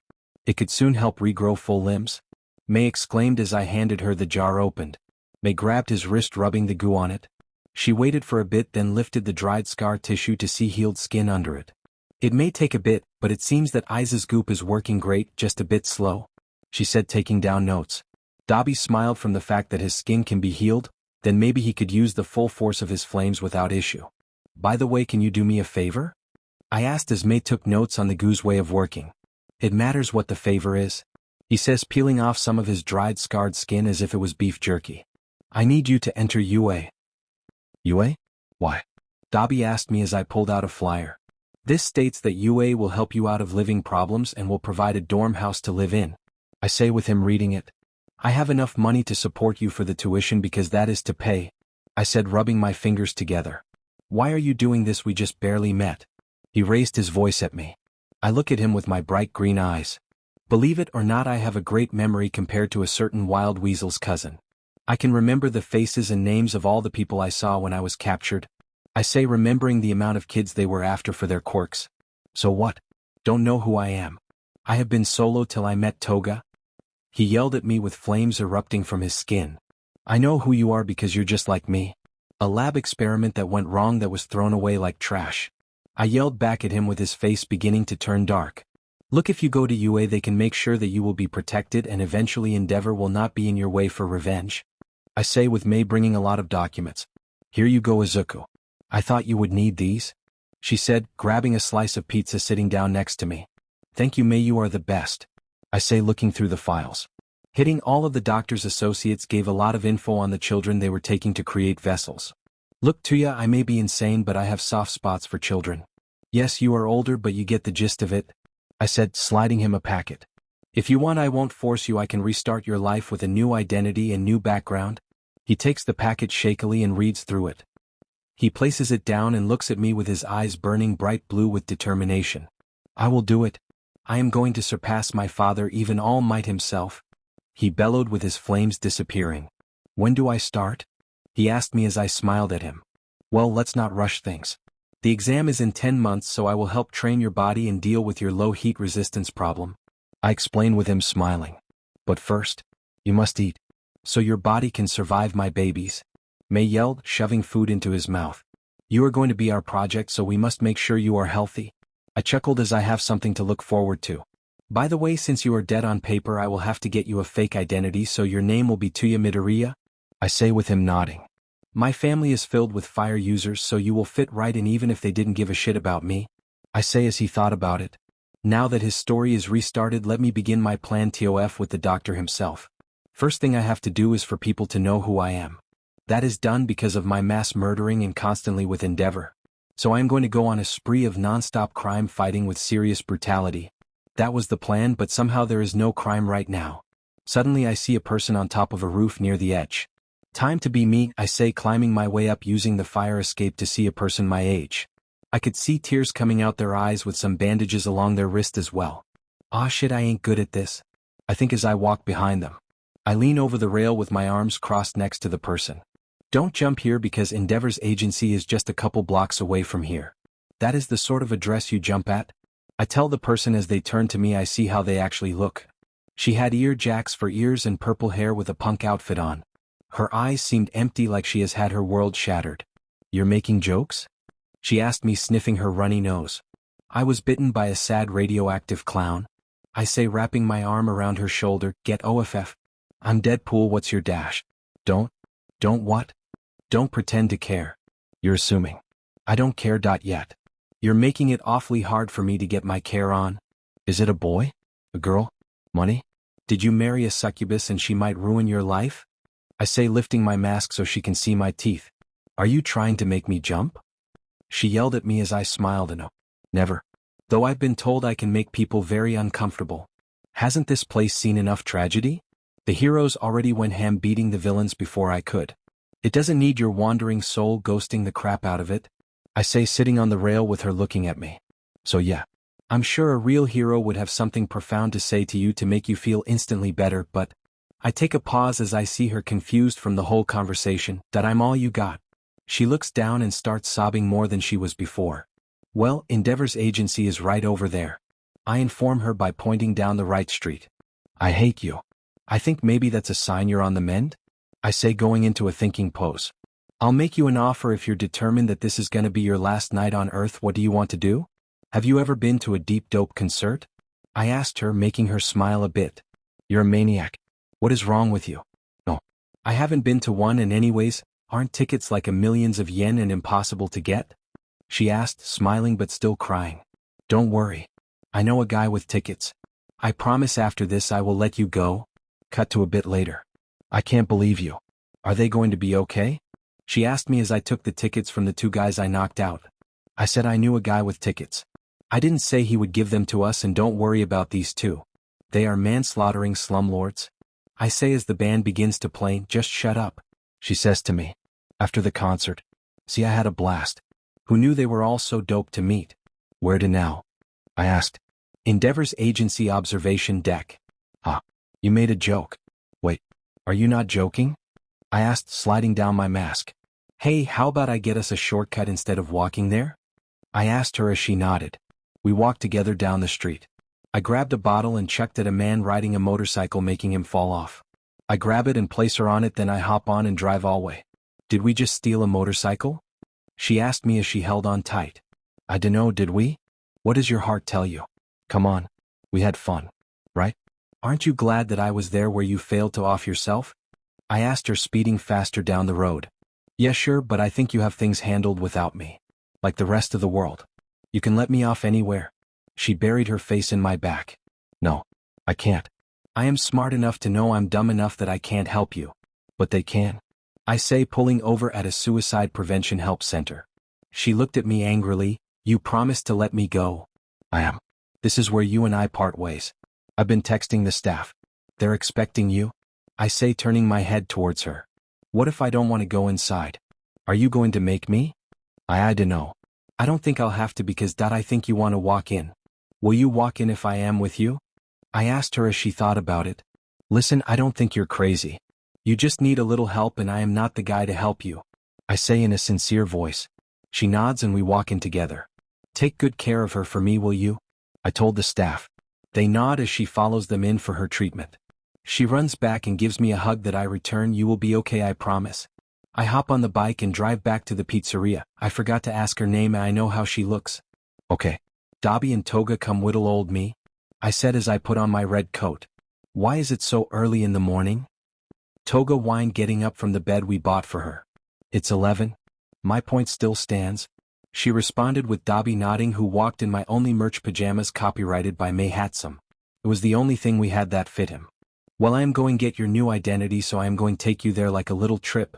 I said, walking out, catching a loose wrench that was shot at me. May, why did you shoot a wrench at me? I asked as she shot another that I dodged, getting lodged into the wall. I want to come too, she said with a smile that did not look like she was happy. Last time you got high dashed, she cut me off by hugging me tightly and giving me the puppy dog eyes with her very unique eyes. Fine, you can come if that shit happens again, then no more, got it? I just can't say no to those eyes, I said, looking away as she smiled at me. She quickly got dressed with Toga. So did Dobby, who looked better from being properly fed and no rotting flesh. They all left together to the Golden Card, with Izuku stopping along the way giving some money to some kids with a map that led to an orphanage that he funds. We get to the hidden bar and walk in. Hey Weasel, you got what I need? I yelled, making everyone look at me. Look who's back. The little menace to society is here. Hey Izuku, is that an insult? Dobby asked me as I shook my head. No, I am the youngest mercenary here and I think the best, I said, shouting the last bit. This pissed off a couple of people. Now Izuku, that may be true, but don't tell that to their faces, haha. Weasel laughed, with one guy getting up. Hey kid, you talk a lot of shit for someone that has never backed it up. The guy bellowed as he stood 7'5". Now fellas, don't fight unless you want to bet on your lives here, Weasel said in a serious tone. I think he wants to set up a match, Weasel, don't you think? I asked, staring directly at the very tall guy in front of me. But I don't. Todd over here is up for a match. Oh, I am up for a match, little man, he yelled at me while I glaring at him. Well then, gentlemen, let's set bets first. Izuku, you go first, then Todd. Weasel said as everyone in the bar started to move tables and chairs, making a massive center for the two to brawl. Toga leaned over to May. Do things like this always happen? She whispered, with May nodding. Yep. Just go with the flow. When Izuku is around it always gets hectic. One time I got shot at. May yelled with happiness. Oh cool, then we can have some fun here? Toga responded with cheer. How the hell are they so calm about this? Dabi questioned as he just came to get a new identity. Alright Izuku, what are you betting? Weasel yelled as I took off my shirt, revealing his toned body to the crowd, cheered mainly by the older women cheering and whistling. May gave a death stare at the women, but they didn't care. If I win, which I will, I want him kicked out of the bar for good. I saw his sleazy eyes for May. I said as he looked at me pissed. When I win I want ownership of the pink beach. He yelled at me. I don't own my business partner. She ain't mine to give you, damn overweight sleazy. I yelled as he charged at me, starting the match. Let's dance. I yelled, leaning back, dodging his attempts to grab me. Someone is pretty mad. I yelled, leaning to the side, dodging his fist that grew callous on his knuckles. I uppercut him, jumping into the air to do so. Yeah. I yelled, kicking in his neck, forcing his body to back. He slugs me in the face as he gets up, dislodging my jaw. I recoil, popping it back in as he kicked my stomach, sending me back. He tackled me into the wall, pinning me by the throat. Where went all that shit talk, you brat? He yelled. I need his jaw, so he dropped me and I followed it by kicking his leg out, making him fall forward. Here comes my dad's right-armed haymaker. I yelled, slamming my right fist in his nose, breaking it. You motherfuck dash, I shut him up, kicking his balls. I've messed no mothers unless you want me to, ladies. I say, winking at women that make their faces red. He gets up, making calluses spread throughout his arms. I am gonna beat you to paste. He yelled as I punched his throat after weaving past his fist. Then I followed it by snapping his right arm at the elbow as he choked for air. He was about to scream until I grabbed his jaw, snapping it shut. The bad thing about your quirk is it makes it hard to move for you. I yelled, pulling on his left and right arm with my foot on his chest. I yank it, dislocating it at them at the shoulder. The other weakness is the joints. I yelled, kicking the back of his knee, making it collapse to the ground. At this point Todd was on his knees in pain from his arms. Todd, this will be a reminder for starting this shit. I yelled, slamming my elbow into his already broken nose, making sure that no doctor unless it was a recovery girl could fix it. Mickey. Tank. Get his ass out of here.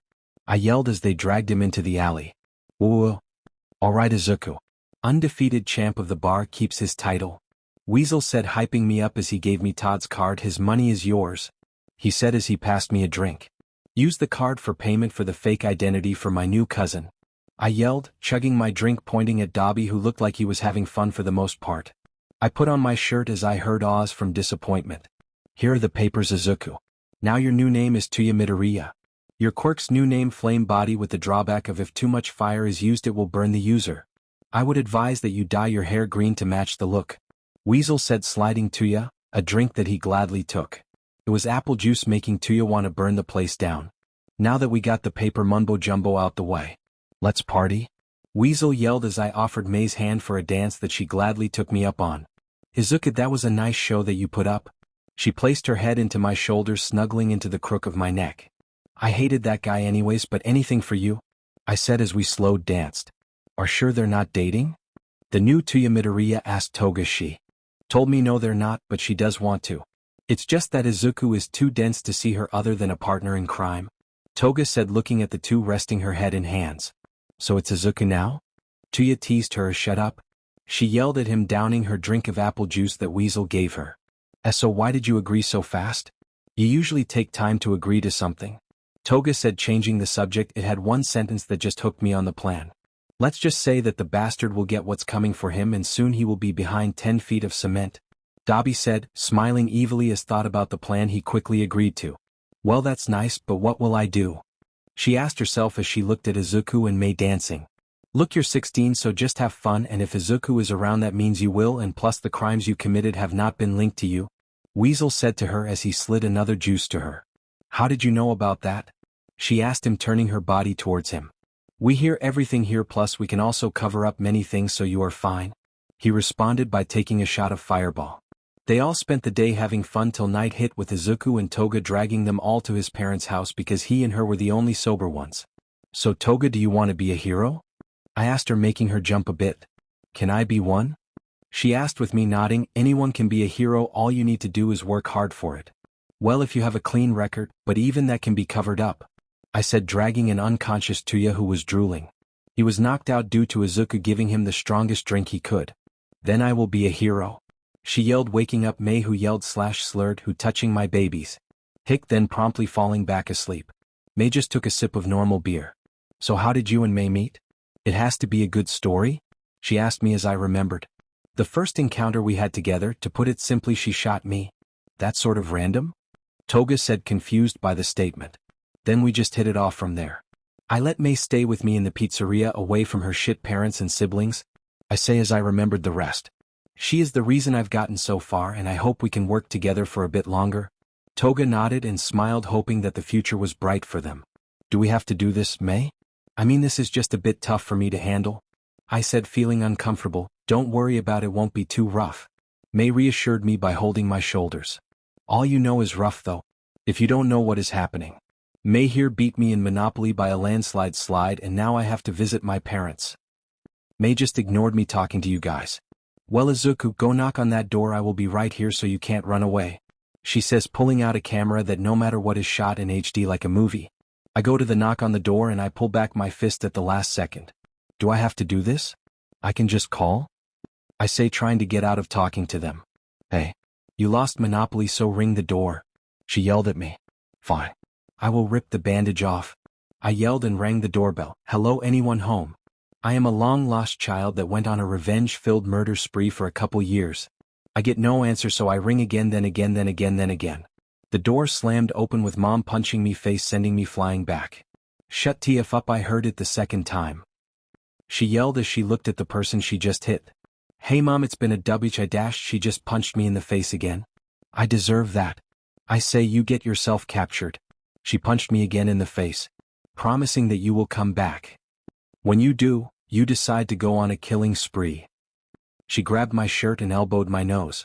Then you have the audacity to show up with a girl and knock on my door. At this point her blows were breaking my bones. Then Mother All Might gives you a chance to be a hero and you reject it. She grappled my shoulders and was about to knee my balls. Hold up. Not the nethers, I say with her breathing heavily after beating my ass. Can we come in so the neighbors don't call the cops on us? I asked as she grabbed my wrist, leading me inside with May keeping in her laughter in and recording the whole incident. I see Dad on the couch drinking coffee. Hey Dad, is Kak in here? I asked as he stood up, giving me a hug, then a headbutt sending me to the ground. Good to see you home, Izuku, he said in a soft tone. Missed you too, Dad, I said, getting back up. I get it that I deserve that for ghosting you guys for 2-ish years, but do I really have to get hit by every member of the family? I asked, getting uppercut by Kak and then tackled into the dinner table, breaking it in half. I gasp for air. Nice to see you too, bro, I say out of breath. We get up and I look at them. Are we done beating up the crazy guy yet? Because I would like to give you all a hug. The three look at each other, then nod. Is that a yes or a no? I asked, confused. The three just slammed their fists on the top of my head, leaving 3 welts. I hold my head in pain. Are W's dome yeet? I slurred from the concussion I just got from the blow. Why are there 3 yellow birds flying around my head? I'm gonna name that one Tweety. May stopped recording with the sound of a click, making them all turn to her. Who are you, young lady, and what is your relationship with my son? Mitsuki asked May. May scratched the back of her head. Well, I am May Hatsum. I am your son's personal inventor and we have been making babies for the past 2 years, she said with tons of confidence. You could just hear something internally crack in my mom. They all slowly turned their heads to me. I started to sweat puddles. I promise you it is not what it sounds like. Mom grabs me by my collar, shaking me. That is what you've been doing on your OFF time. Having kids with this lovely pink-haired girl. She yelled at me, still shaking me. Izuku, you must do what a man should do and take responsibility for your actions, Masaru said, stopping Mom from shaking me. He firmly grasped my shoulder. Now you will have to marry her whether you like it or not, he said as I looked into his eyes. Look what May said about babies. She means invention. She means invention. I pleaded with them while May was getting measured by Mitsuki for a wedding dress. Likely story. Looks like Izuku is trying to get out of his responsibilities as a man, Katsuki yelled, smirking, knowing that he was adding fuel to the flames. I smashed my head onto the ground, bowing. Please believe me. I am fighting for my life here, I yelled with tears flooding out my eyes. Cut to a bit later. Thank God for those, I thought as mom took in my information. So let me get this straight. You let her stay at an abandoned pizzeria with you for 2 years? She digested what I said. Yep, she continued, you both met at a trash-filled beach that was also cleaned by you too. The first interaction you had with her threatening to shoot you then actually doing it? Mom said with a questionable look. So struck a deal with her that you will pay her for weapons so you could kill. Then joined a mercenary group that gets hired to do jobs for lots of money to pay May here. She said, pointing at May who was drinking chocolate milk. What were they called again? She asked me. Golden card, something weird like that. I said, seeing Dad physically flinch. Her parents are total idiots and have not reported her missing. For 2-ish years now? Katsuki said, getting smacked by Mom. Language? Going on to the highway massacre you called was your final lead to the man who abducted you, but he got away and most likely won't come out again? She said with me nodding. So now you are in your words chilling until you get another lead and supporting May's dream of being a hero/support. Did I get everything? Mom finished with me nodding to her words. That is an oversimplification of what I have done in the past 2 years minus the coolest adventures I have been on. Like this one?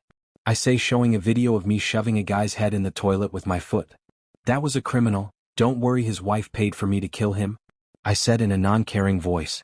She got a heavy discount and I got a kiss on the cheek for the video. Pretty nice, huh?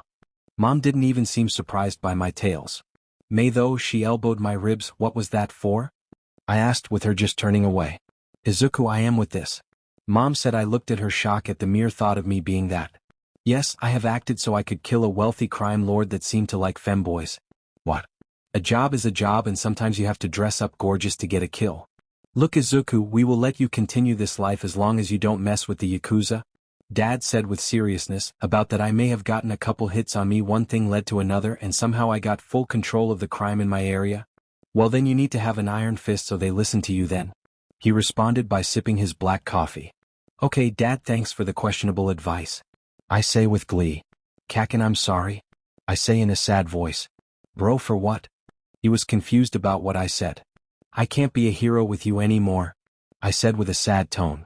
I am a wanted man that kills and the police know who I am. I know All Might himself asked me to be one, but I know no school will accept me. I yelled with tears because I broke a promise I made. I am sorry I broke the promise that we made. Katsuki pulled me into a hug, crying as well. Don't worry about you damn nerd, I will be a hero while you are my brother that does the dirty work. He yelled, saying a new future that is possible. May took a photo then joined the hug along with Mom and Dad. After the last chapter, one invited Tuya and Himiko for a coming back party we had. Later spending the night after the small party. Bakugo awoke to loud snoring that he knew very well. Hey bro, shut the f up. He yelled at his brother that was currently sleeping upside down against the wall. I woke up from my dream of hanging the doctor with his intestines and beating with his femur. Oh hey. I kinda spent the night.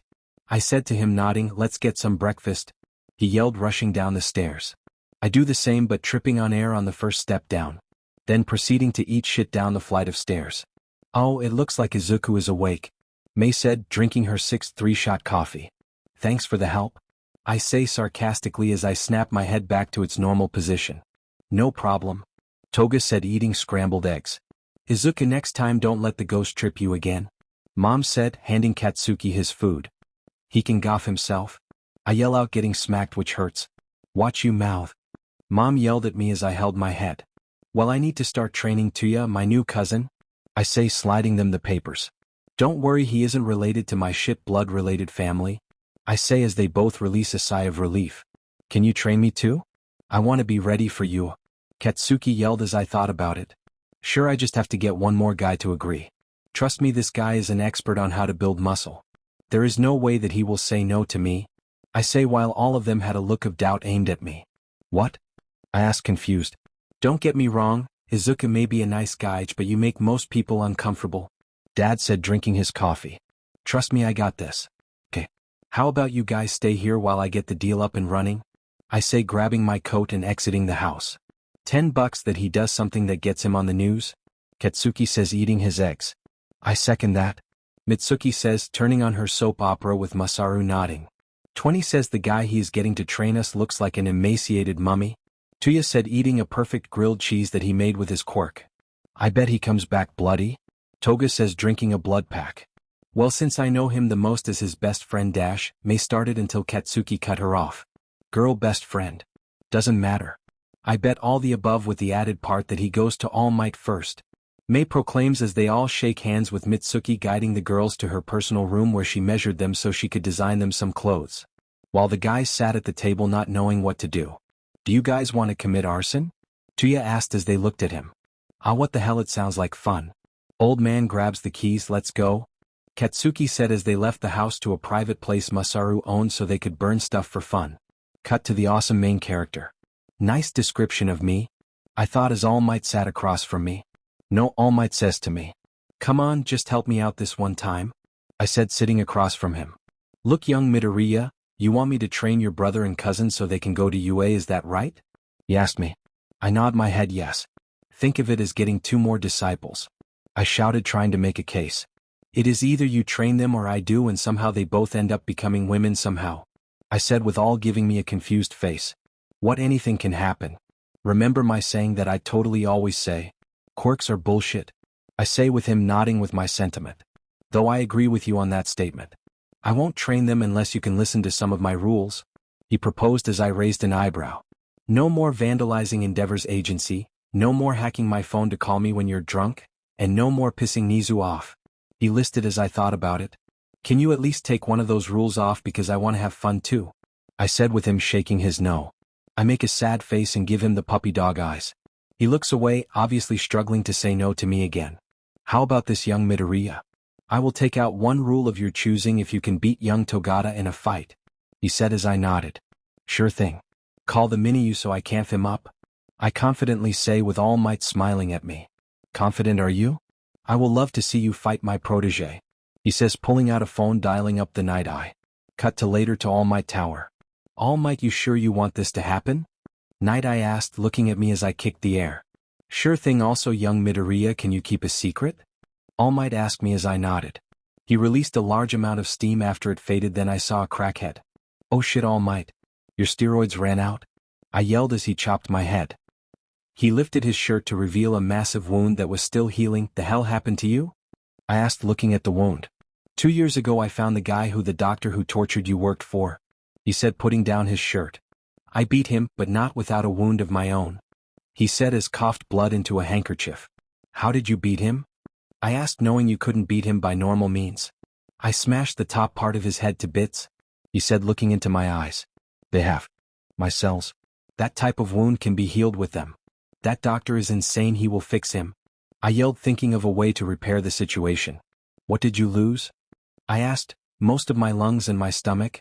He responded. After this we will talk about helping you. I said seriously as he nodded. Okay Midoriya, are you ready to be humbled? Mirio asked me, are you? I responded by sticking my hand into my pockets. Both Small Might and Night Eye back up to the spectator's box and they gave the go-ahead to begin. Mirio rushed me as I stood still. He sank into the ground as I kept my guard up.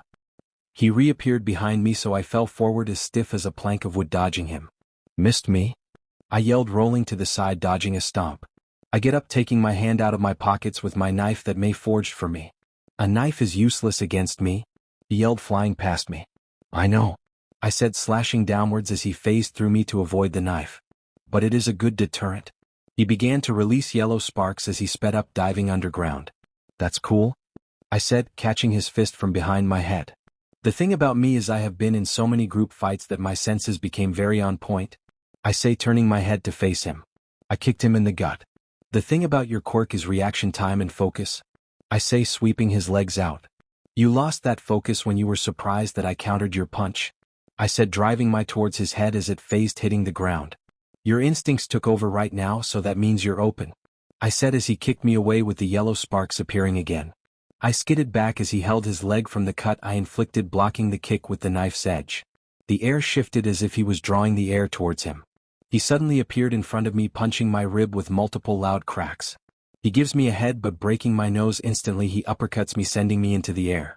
He got close and I shoved my fist deep into his gut following it up with an upwards kick hitting him squarely in the jaw. Wanna hear a story? I asked as he got up dashing towards me.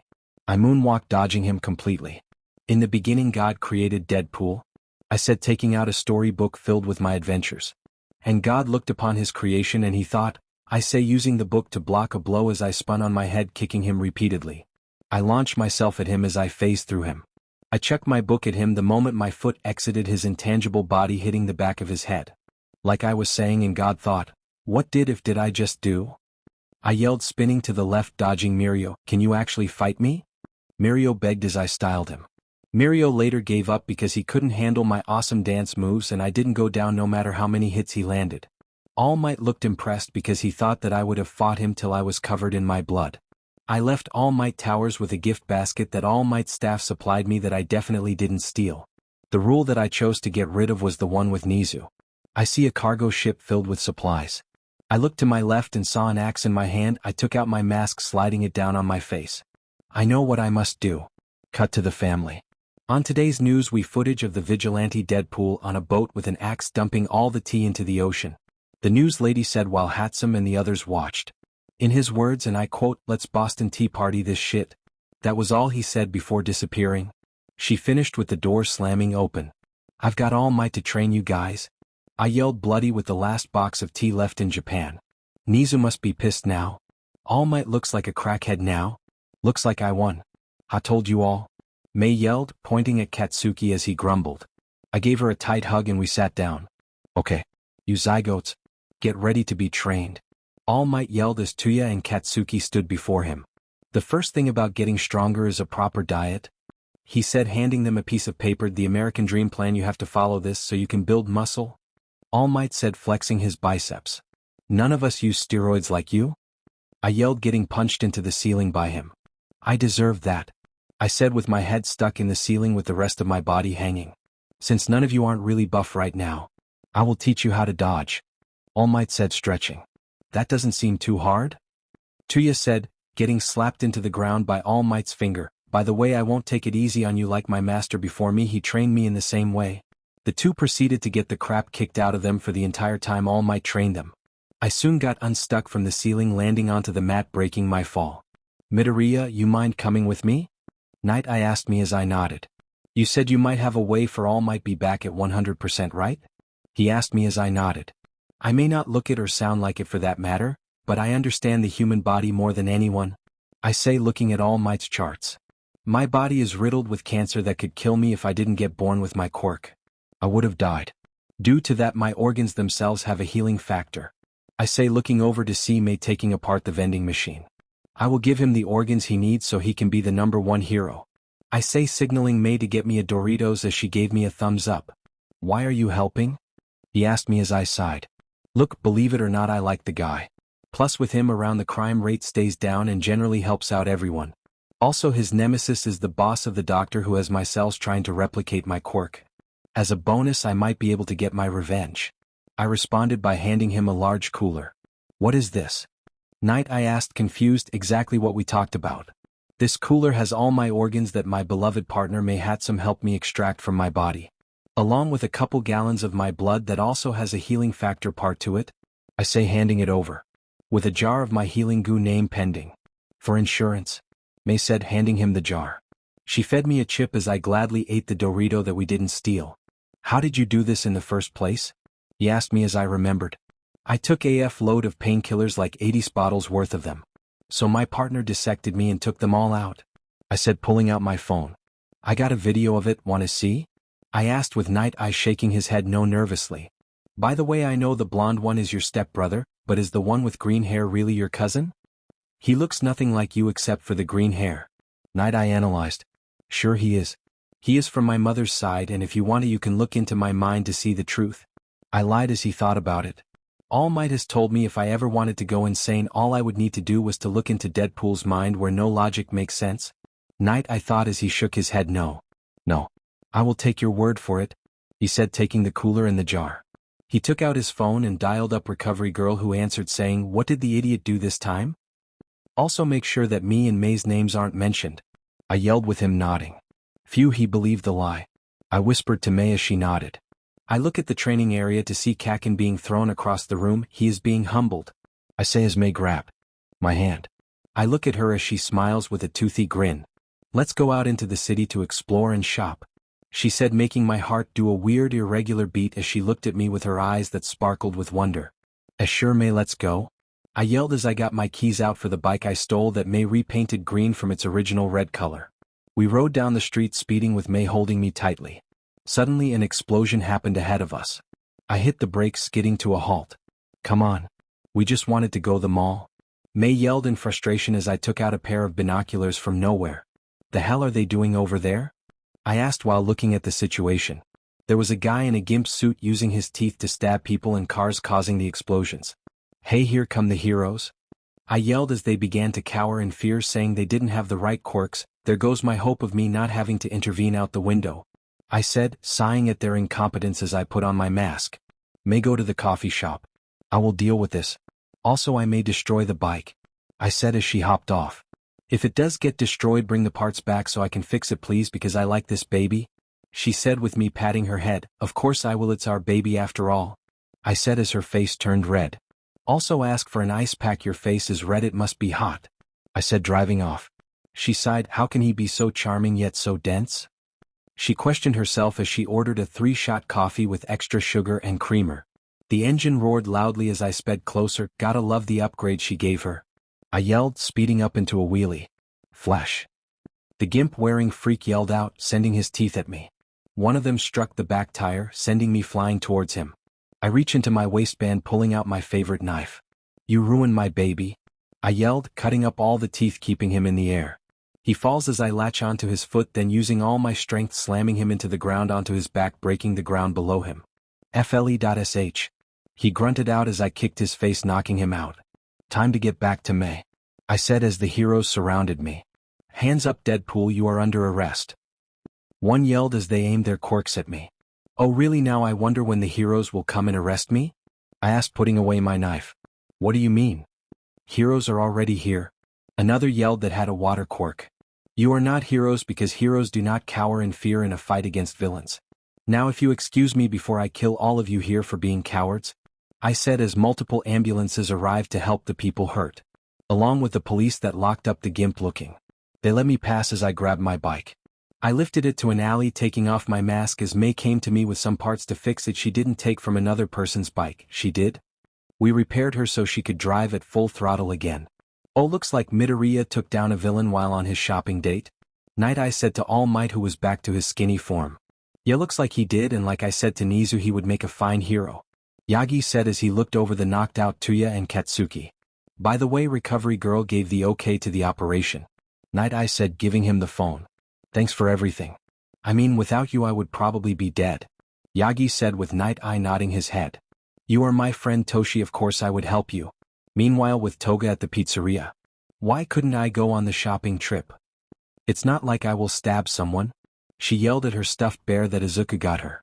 The stuffed bear looked at her with its button eyes falling over. Not you too, Bear Izuku. Man, I am so bored, I am literally talking to my stuffed bear that I named Izuku after my crush, she yelled to herself. Might as well cook some pizza and watch some soap operas while they are gone, she said, turning on the TV. May you there, I am about to head in? I asked as I stood on top of a roof. Yeah, I heard you, don't get too hurt. But I love you, May yelled, hanging up the phone quickly. Ella love me? I asked myself as my face felt like it was on fire. Back to the job, I yelled while taking a bite of my chimichanga. Shit, that burnt my tongue. I finished my godly food and put my mask down. Time to start the mission, aka robbing, I yelled while taking a running start with my guns in my palms. I speed up as I reach the ledge and jump off, heading straight for my target building. I smashed through a window, rolling with the energy I built up. I raised my guns as the guards showed up, aiming their guns at me. I throw a flashbang, hitting one straight into the forehead. It goes off as I proceeded to knock them all out because I had to be less of a killer. All Might's words, not mine, I swear. I sprint down the hallway as more guards showed up. I ran into a room and slammed the desk against the door so they couldn't enter. Shit, now what do I do? Shut up, you're the one that wanted to go PG. Fine, you're right, I yelled at myself as I looked up and saw a vent. Die hard it is. The goons break in to see an empty room. They look up to see the vent cover opened. They aim their guns up and shot at the vent. They see blood leaking and leave. It kinda hurts that they don't know who I am, I said, crying 2 rivers of tears. I continued down the vents until I crashed downwards from my weight. I knew it, I should go on a diet, I say, hearing multiple clicks around me. Who wants to see a magic trick? I asked as I threw a flashbang into the air, covering my eyes. As the flashbang goes off, I shoot them all with my taser shot bullets that can knock out a cow. Don't ask me how May knows that. I reach the stairway and start running up them, reaching the 50th floor. Gotta love infinite stamina. I kick open the door to see all of the goons. Looks like I should have taken the elevator. Right, fellas? I asked as they began to shoot. I slammed the door shut while it shredded like cheese, manf being PG. I yelled, throwing a smoke bomb blocking their vision. I take out my blades, rushing and dismembering the closest guy next to me. I kicked his head in someone else's face, headbutt, continuing to tear them apart with my katanas. I unload all my bullets into multiple people until I hear a click signaling me that I had to reload.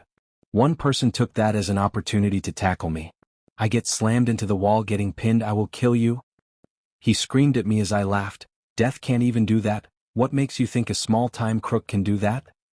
I yelled, gutting him alive, letting his insides spill. Anybody else that wants to end up like this, Chuckliff? I asked as they fell the ground, acting dead good.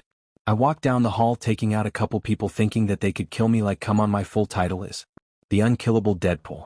This is the place. I say, kicking the door open to see the boss freaking out, rightfully because I was there. Now why do you think I am here? I asked him, pulling up a chair and placing my gun on the table. He was sweating profusely as he was grasping for a single word to say. Well, I am going to give you a hint, I said, sliding a golden card to him. A hit was placed on you because your business looks like you made a lot of enemies, I say, pointing at him. But I am not here for them. I am here for the families you keep extorting even after they paid you off. You used threats to get more money and you pissed off the wrong merc, I cheerfully said. Now it so happens that the money I gave them has a tracker that led me to your location, I say, placing my feet on his desk. But I will cut you a deal. You give me back the money and all is forgiven, you loan shark, I proposed as he looked like he was shitting bricks. He nods quickly, pressing a button that opens the safe behind him. I jump over the desk and him, peering inside the safe, seeing stacks of cash. Who do you think you are? The bank? I asked as I turned back to see him smugly smiling at me. He got my gun from the table and was aiming it at me. That is my money and like hell I will give it to you. After I kill you I will beat those people to death with chains, he yelled, pulling the trigger, only hearing a click. Funny thing really, I almost never reload my guns because situations like this that I like to set up to see if people will betray me. It's fun to do. Well, looks like you made your choice. May Mistress Death send you straight to hell where a lot of us belong, I said, walking to him as he tried to run away. He made it a couple feet until he tripped on air like the horror movies. Now this is just sad. For you, not me. I get a payday while you die on the floor like the animal you are, I said, throwing a blade at his head, killing him instantly. I turned back to the vault, getting my good old unreasonably large bag with the $sign on it out. I threw all the money inside the bag along with the jewels he had. I grab a document, a deed to the building? I put it in my bag, sending a message to Weasel to send the cleaners to get rid of the dead. I emptied the safe of the rest of the money and other crap he had. I made my way out with all the loot from this raid/job. Time to take a shortcut, I say, waiting for it to happen. Cut to later. There it is, I say while looking down. Alright, I even got my normal clothes. I lift the bag over my shoulder, carrying it with little effort. I make it to a worn-down apartment complex and I enter, heading to room number 616. I knock and I check the time. It's 4 in the morning. I hope I don't get shot from waking them, I say as the door opens to reveal a tall, brown-haired, burly man. Don't worry about that, I don't even own a gun, he said tiredly. Well, thanks for the reassurance. Also, I am here to help your family because you're the last ones on the list, I say as he let me walk in with my bag. I walk in and see a pretty brown-haired woman. Hello, I said, with her freaking out seeing my $sign bag. Burglar, she yelled, smacking me with a frying pan in the face repeatedly. Apparently she didn't see her husband let me in. Honey, he isn't a burglar. He said he was here to help. The guy yelled as I was on the floor bleeding. I am fine, I said as my head healed while getting up. Like he said, I am here to help. I am so sorry you had the bag like old cartoons I used to watch, she yelled as I laughed. Well, I got rid of the loan shark and his men. Right now I am going through the list he had of families to give them the money he took from them, I said, this handing them stacks of cash, shocking them. Why? He asked as I just shrugged. I did it because I wanted to, I said as I began to float. That is new, I say, getting stuck on the ceiling. Pa, getting money from the loan shark again? The younger-looking girl yelled. No, I am helping you guys, I said as I fell to the ground. Like mother, like daughter, you think? I said, getting up again. He's telling the truth, honey, he is helping us. I handed them some more cash. Don't worry about the taxes, I got that covered, this is a gift to you guys. I say as they all bow to me, okay, none of that crap, I am just a no-good merc called Deadpool. I hope your family does well, Mrs. and Mr. Uraraka. I say, trying leaving as they all pull me into a hug, this is nice. Deadpool, you are going to be killed by me, any last words? And please be appropriate because I have heard how vulgar you can be, said to me as she pressed her foot harder on my chest while I stared down her sniper arm aimed directly at my head. Well, for starters, the readers might want to have some answer how we got here.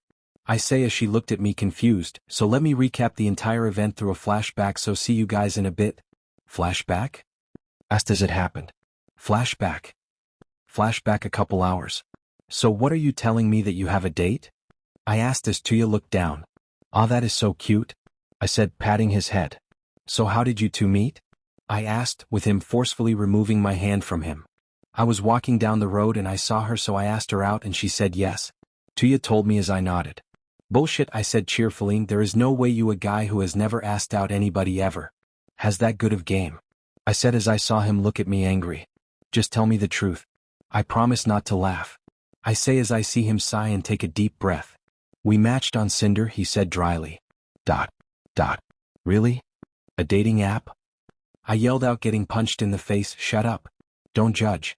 I never asked out a chick, so I did it the online way, Tuya said, scratching his cheek. So why did you come to me?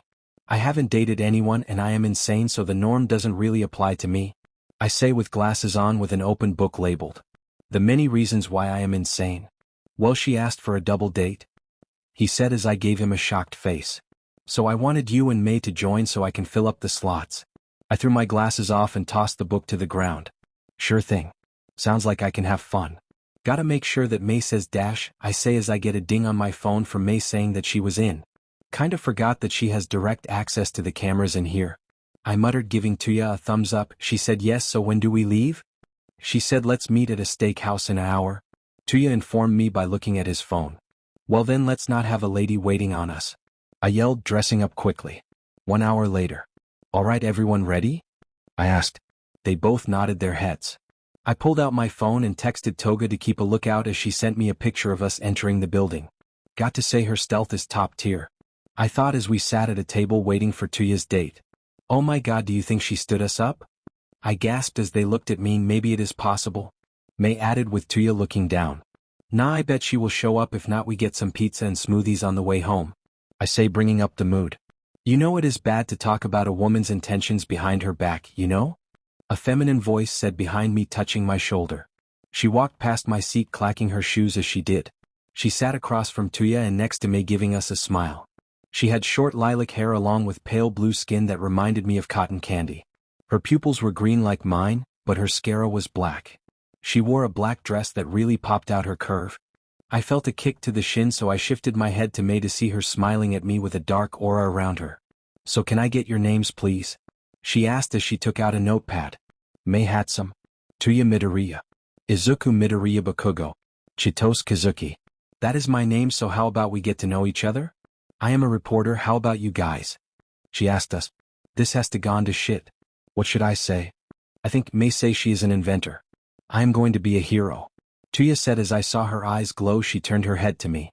I am F it, man. I'm a mercenary for hire. She reeled back in shock and said, well, at least you said the truth of your profession. Though how did a missing person end up in this life of murder? She said with a cheery tone. May turned her head, reaching into her pocket, and instantly we heard multiple clicks around us. It would seem that you came prepared, I said as the whole steakhouse we were in aimed their guns at us. Now let's not jump the gun just yet. We can still have a fun day together as long as we don't try to kill each other, Chitose said with a cup of coffee getting handed to her. Well, what are your interests? Tuya asked her as she leaned in. Now we are talking. I am into meta liberation. A world where we don't have to hide our quirks and use them freely, she proclaimed. Well, for me it is that I want revenge on my father for what he did and is still doing, Tuya responded, but kept going. Also want to help people and surpass All Might to be the new #1 hero. Wow, big dreams, but they could get in the way of mine. Though to get a stud like you might be worth it, she flirted while Tuya stayed stone-faced like always. Well, May, would you like to play the claw machine and definitely not break into it? I suggested, and she nodded very quickly. I texted Toga to come in because there was no point in her not having fun with us. Come, Izuku. Let's get that thing. May roared as I laughed, looking at the stuffed animal that looked like a mix of a panda and duck. The door swings and Toga latches onto my back. Get me that red panda? She yelled as I nodded. The claw went down and fully grasped the panda/duck. It went up, shook a bit, then fell back into the pile. It's fine. It's fine. It's fine. It is not fine. I said it at first calmly, then started to yell at the end, taking out my pistol, aiming it straight into the glass. I blast it, shattering the barrier between me and the stuffed animals. Everybody looks at me shocked except for my friends and Chitos. I won, I said as I grabbed the two girls' stuffed animals they wanted. Thanks, Izuku. They both said at the same time, looking at each other. We sit back down as Chitos writes in her notepad. So you guys are sure, full of spunk. So I am going to give each of you a proposal, she said with her eyes glowing with excitement. We all listened in to see what she could provide. I want all four of you to join the Meta Liberation Army, she says with lots of enthusiasm. They all look at me, so I have to make the call for all of us. No? Glad to hear that you agree. Wait, what? Chitos yells the last part. I said no for a very good reason. She leaned in with great curiosity to hear my reason. It doesn't sound like fun. I want to go on adventures and have fun. Your group wants to alter the very thing I like to mess with and make fun of. What would I do if I had to see a war break out with many innocent people and children die in the onslaught of war? I said seriously and placed my gun on the table. Sacrifice will have to be made for true freedom, Chitos says sadly, looking down. Freedom? That isn't freedom, it is mindless fighting for a cause that might not work, like Izuku said. Innocence will be lost. We kill, yes, but we kill people who deserve it, Tuya said, looking at Chitos's glowing eyes that stared right back. Wow, this might take another chapter for the flashback. Well, see y'all in a bit, I yelled as they looked at me confused except for May. Just go with the flow or you might end up dead, May said, feeding me a piece of her steak that she got from out of nowhere. Good, you are back. Now back to our date, I yelled with them looking at me confused, and just went back to talking. So you guys like this world better with the pricks that run it? Chitos asked as we nodded. Who else would wef with? Like I said, I want to have fun and live a life with the people I like, but that won't happen if your army goes on the assault, I said, munching on some fries. Look, what you are saying sounds great, but there should still be some regulations, because a bully beating a quirkless child with his quirk would not be punished because of the freedom of quirk use. It would become a world where the strong beat the weak into submission, and it would be totally legal. Our world is like this, but it has limits, yours has none, I say, pointing at her as she begins to see what I am saying. The best we could ask for is for the next generation not to become a tot alf up like us by helping them ripping away the rug that shit got swept under. Your group can do this all legally, and with public opinion you can probably pass the laws, but it takes time, and that is something I got in cancer, like I become a monster type of cancer, I say, reaching my hand out for her to take it. She reached her hand out to take it. My instincts take over, and with my pistol I block a sniper bullet that was aimed at Chitos that shot through the window. I barely had it repaired, I yelled, flipping the table and throwing the broken gun away. Everyone out. There is a sniper after Chitos. Tuya, May and Himiko protect her. She is the target. I will deal with the sucker that ruined our double date, I yelled, crashing through the window that shot. I checked the trajectory where the bullet came from. I see a glint with a bullet piercing my shoulder. There is the little assassin, I yelled, running towards the sniper, scaling a fire escape up a building. I get to the top to have another bullet shoot right through my gut. Ah man, that is a lot of blood, I yelled, parkouring to get to the shooter. Hey campers, shoot this, I yelled, flipping out my middle finger aimed at the sniper. Not even a second later my favorite finger gets shot off. I was joking. I began to scale the final building where the shooter was at. I make it to the top and instantly get kicked in the face, twisting my head. Wow. Such power, I said excitedly, twisting my head back in place. Pucker up, I shouted, sucker punching the shooter in the face, making them skid back with another bullet tearing through my eye socket. How the F do you have such a good aim? I asked, with another bullet hitting my chest. I practiced, you annoying prick. Who are you and why did you crash my fun time playdate? I yelled as the clouds moved to let the moonlight shine on the person to reveal a female with a sniper arm and scope aimed at me. My mission as a hero is to terminate the newest high-ranking Meta Liberation member, Chitos Kazuki aka Curious, she said. Hero? Bullshit. You're just a killer. Like me. The difference is that we have different employers, I yelled, pulling my favorite knife out. I do it for justice. I get dirty so others stay clean, she yelled at me. You're nothing but a damn tool for them. A gun that they command and pull the trigger of. I rush her somersaulting towards her, dodging a shot with her, punching my stomach with her fist coming out my back. You already made a hole there, I shouted, slamming my fist into her gut, sending her a couple feet up. She latched onto my arm, twisting her entire body, flipping me over into the ground. She stomps her boot onto my chest while shooting off my leg, aiming the next shot right into my face. Flashback over. Flashback? Quit acting ridiculous, she yelled, pressing the barrel to my nose. Says the licensed killer. Or should I say the Heroes Association's very own assassin, Lady Nagat? I said, pressing my head up.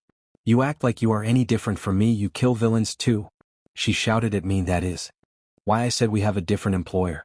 Mine are people who need help, while yours are the top 1% that don't want to deal with the villains' problems. Me and you are the same, just that I am better than you, I shouted at her. You listen to a hypocritical association that says they help people when they have people kill others that they are too scared to deal with legally? I yelled, shoving her off me with my barely intact arm. I am doing what is right for the world, she said to me angrily. Is that why you became a hero, to kill? You are too blind to see the wrongs that you are being used to do. Like a puppet? I say as I rip my shoulder off and toss it to her. When you can see perfectly before you do anything idiotic, come find me, you blind sniper, I yelled, jumping off the roof as Chitos activated her cork landmine to explode my shoulder piece, giving us the opening to escape. A bit later. Look, Tuya, I know that date went terribly. I would like to do it again someday, just the two of us, Chitos said, walking away, blowing a kiss to him. As sure as all, Tuya said.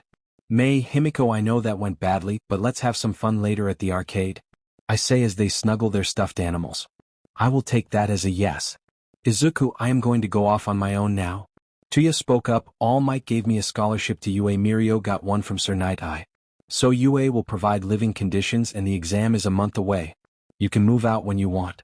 I'm not your parent, I am just a friend that is helping one out because they are struggling. Just call and I will help, so just wait till May, Kaken, and Himiko show up because I want you to help them out. So can you please help them out? I asked with him nodding. Of course I will, they are going to be my family soon, Tuya says, smirking. Aw, you make me blush, I said, giving him a hug, walking home. It was times like these where I really wished the world was kind to me, but deep down I know better than anyone that happy times never last. Thank you for joining us on this incredible journey through What If Deku Had Deadpool's abilities. I hope you found it as intriguing and thought-provoking as we did. A big shout out to Redpan45 for crafting such a compelling story. Don't forget to check out their profile on Archive of Our Own for more amazing works. The link is in the description below. If you liked this video, please give it a thumbs up, share it with your friends, and don't forget to subscribe to What If Deku 2.0 for more fascinating explorations into the world of fanfiction and fantasy. Your support helps us create more content like this, and we're always excited to hear your thoughts and suggestions in the comments section. See you guys in the next video.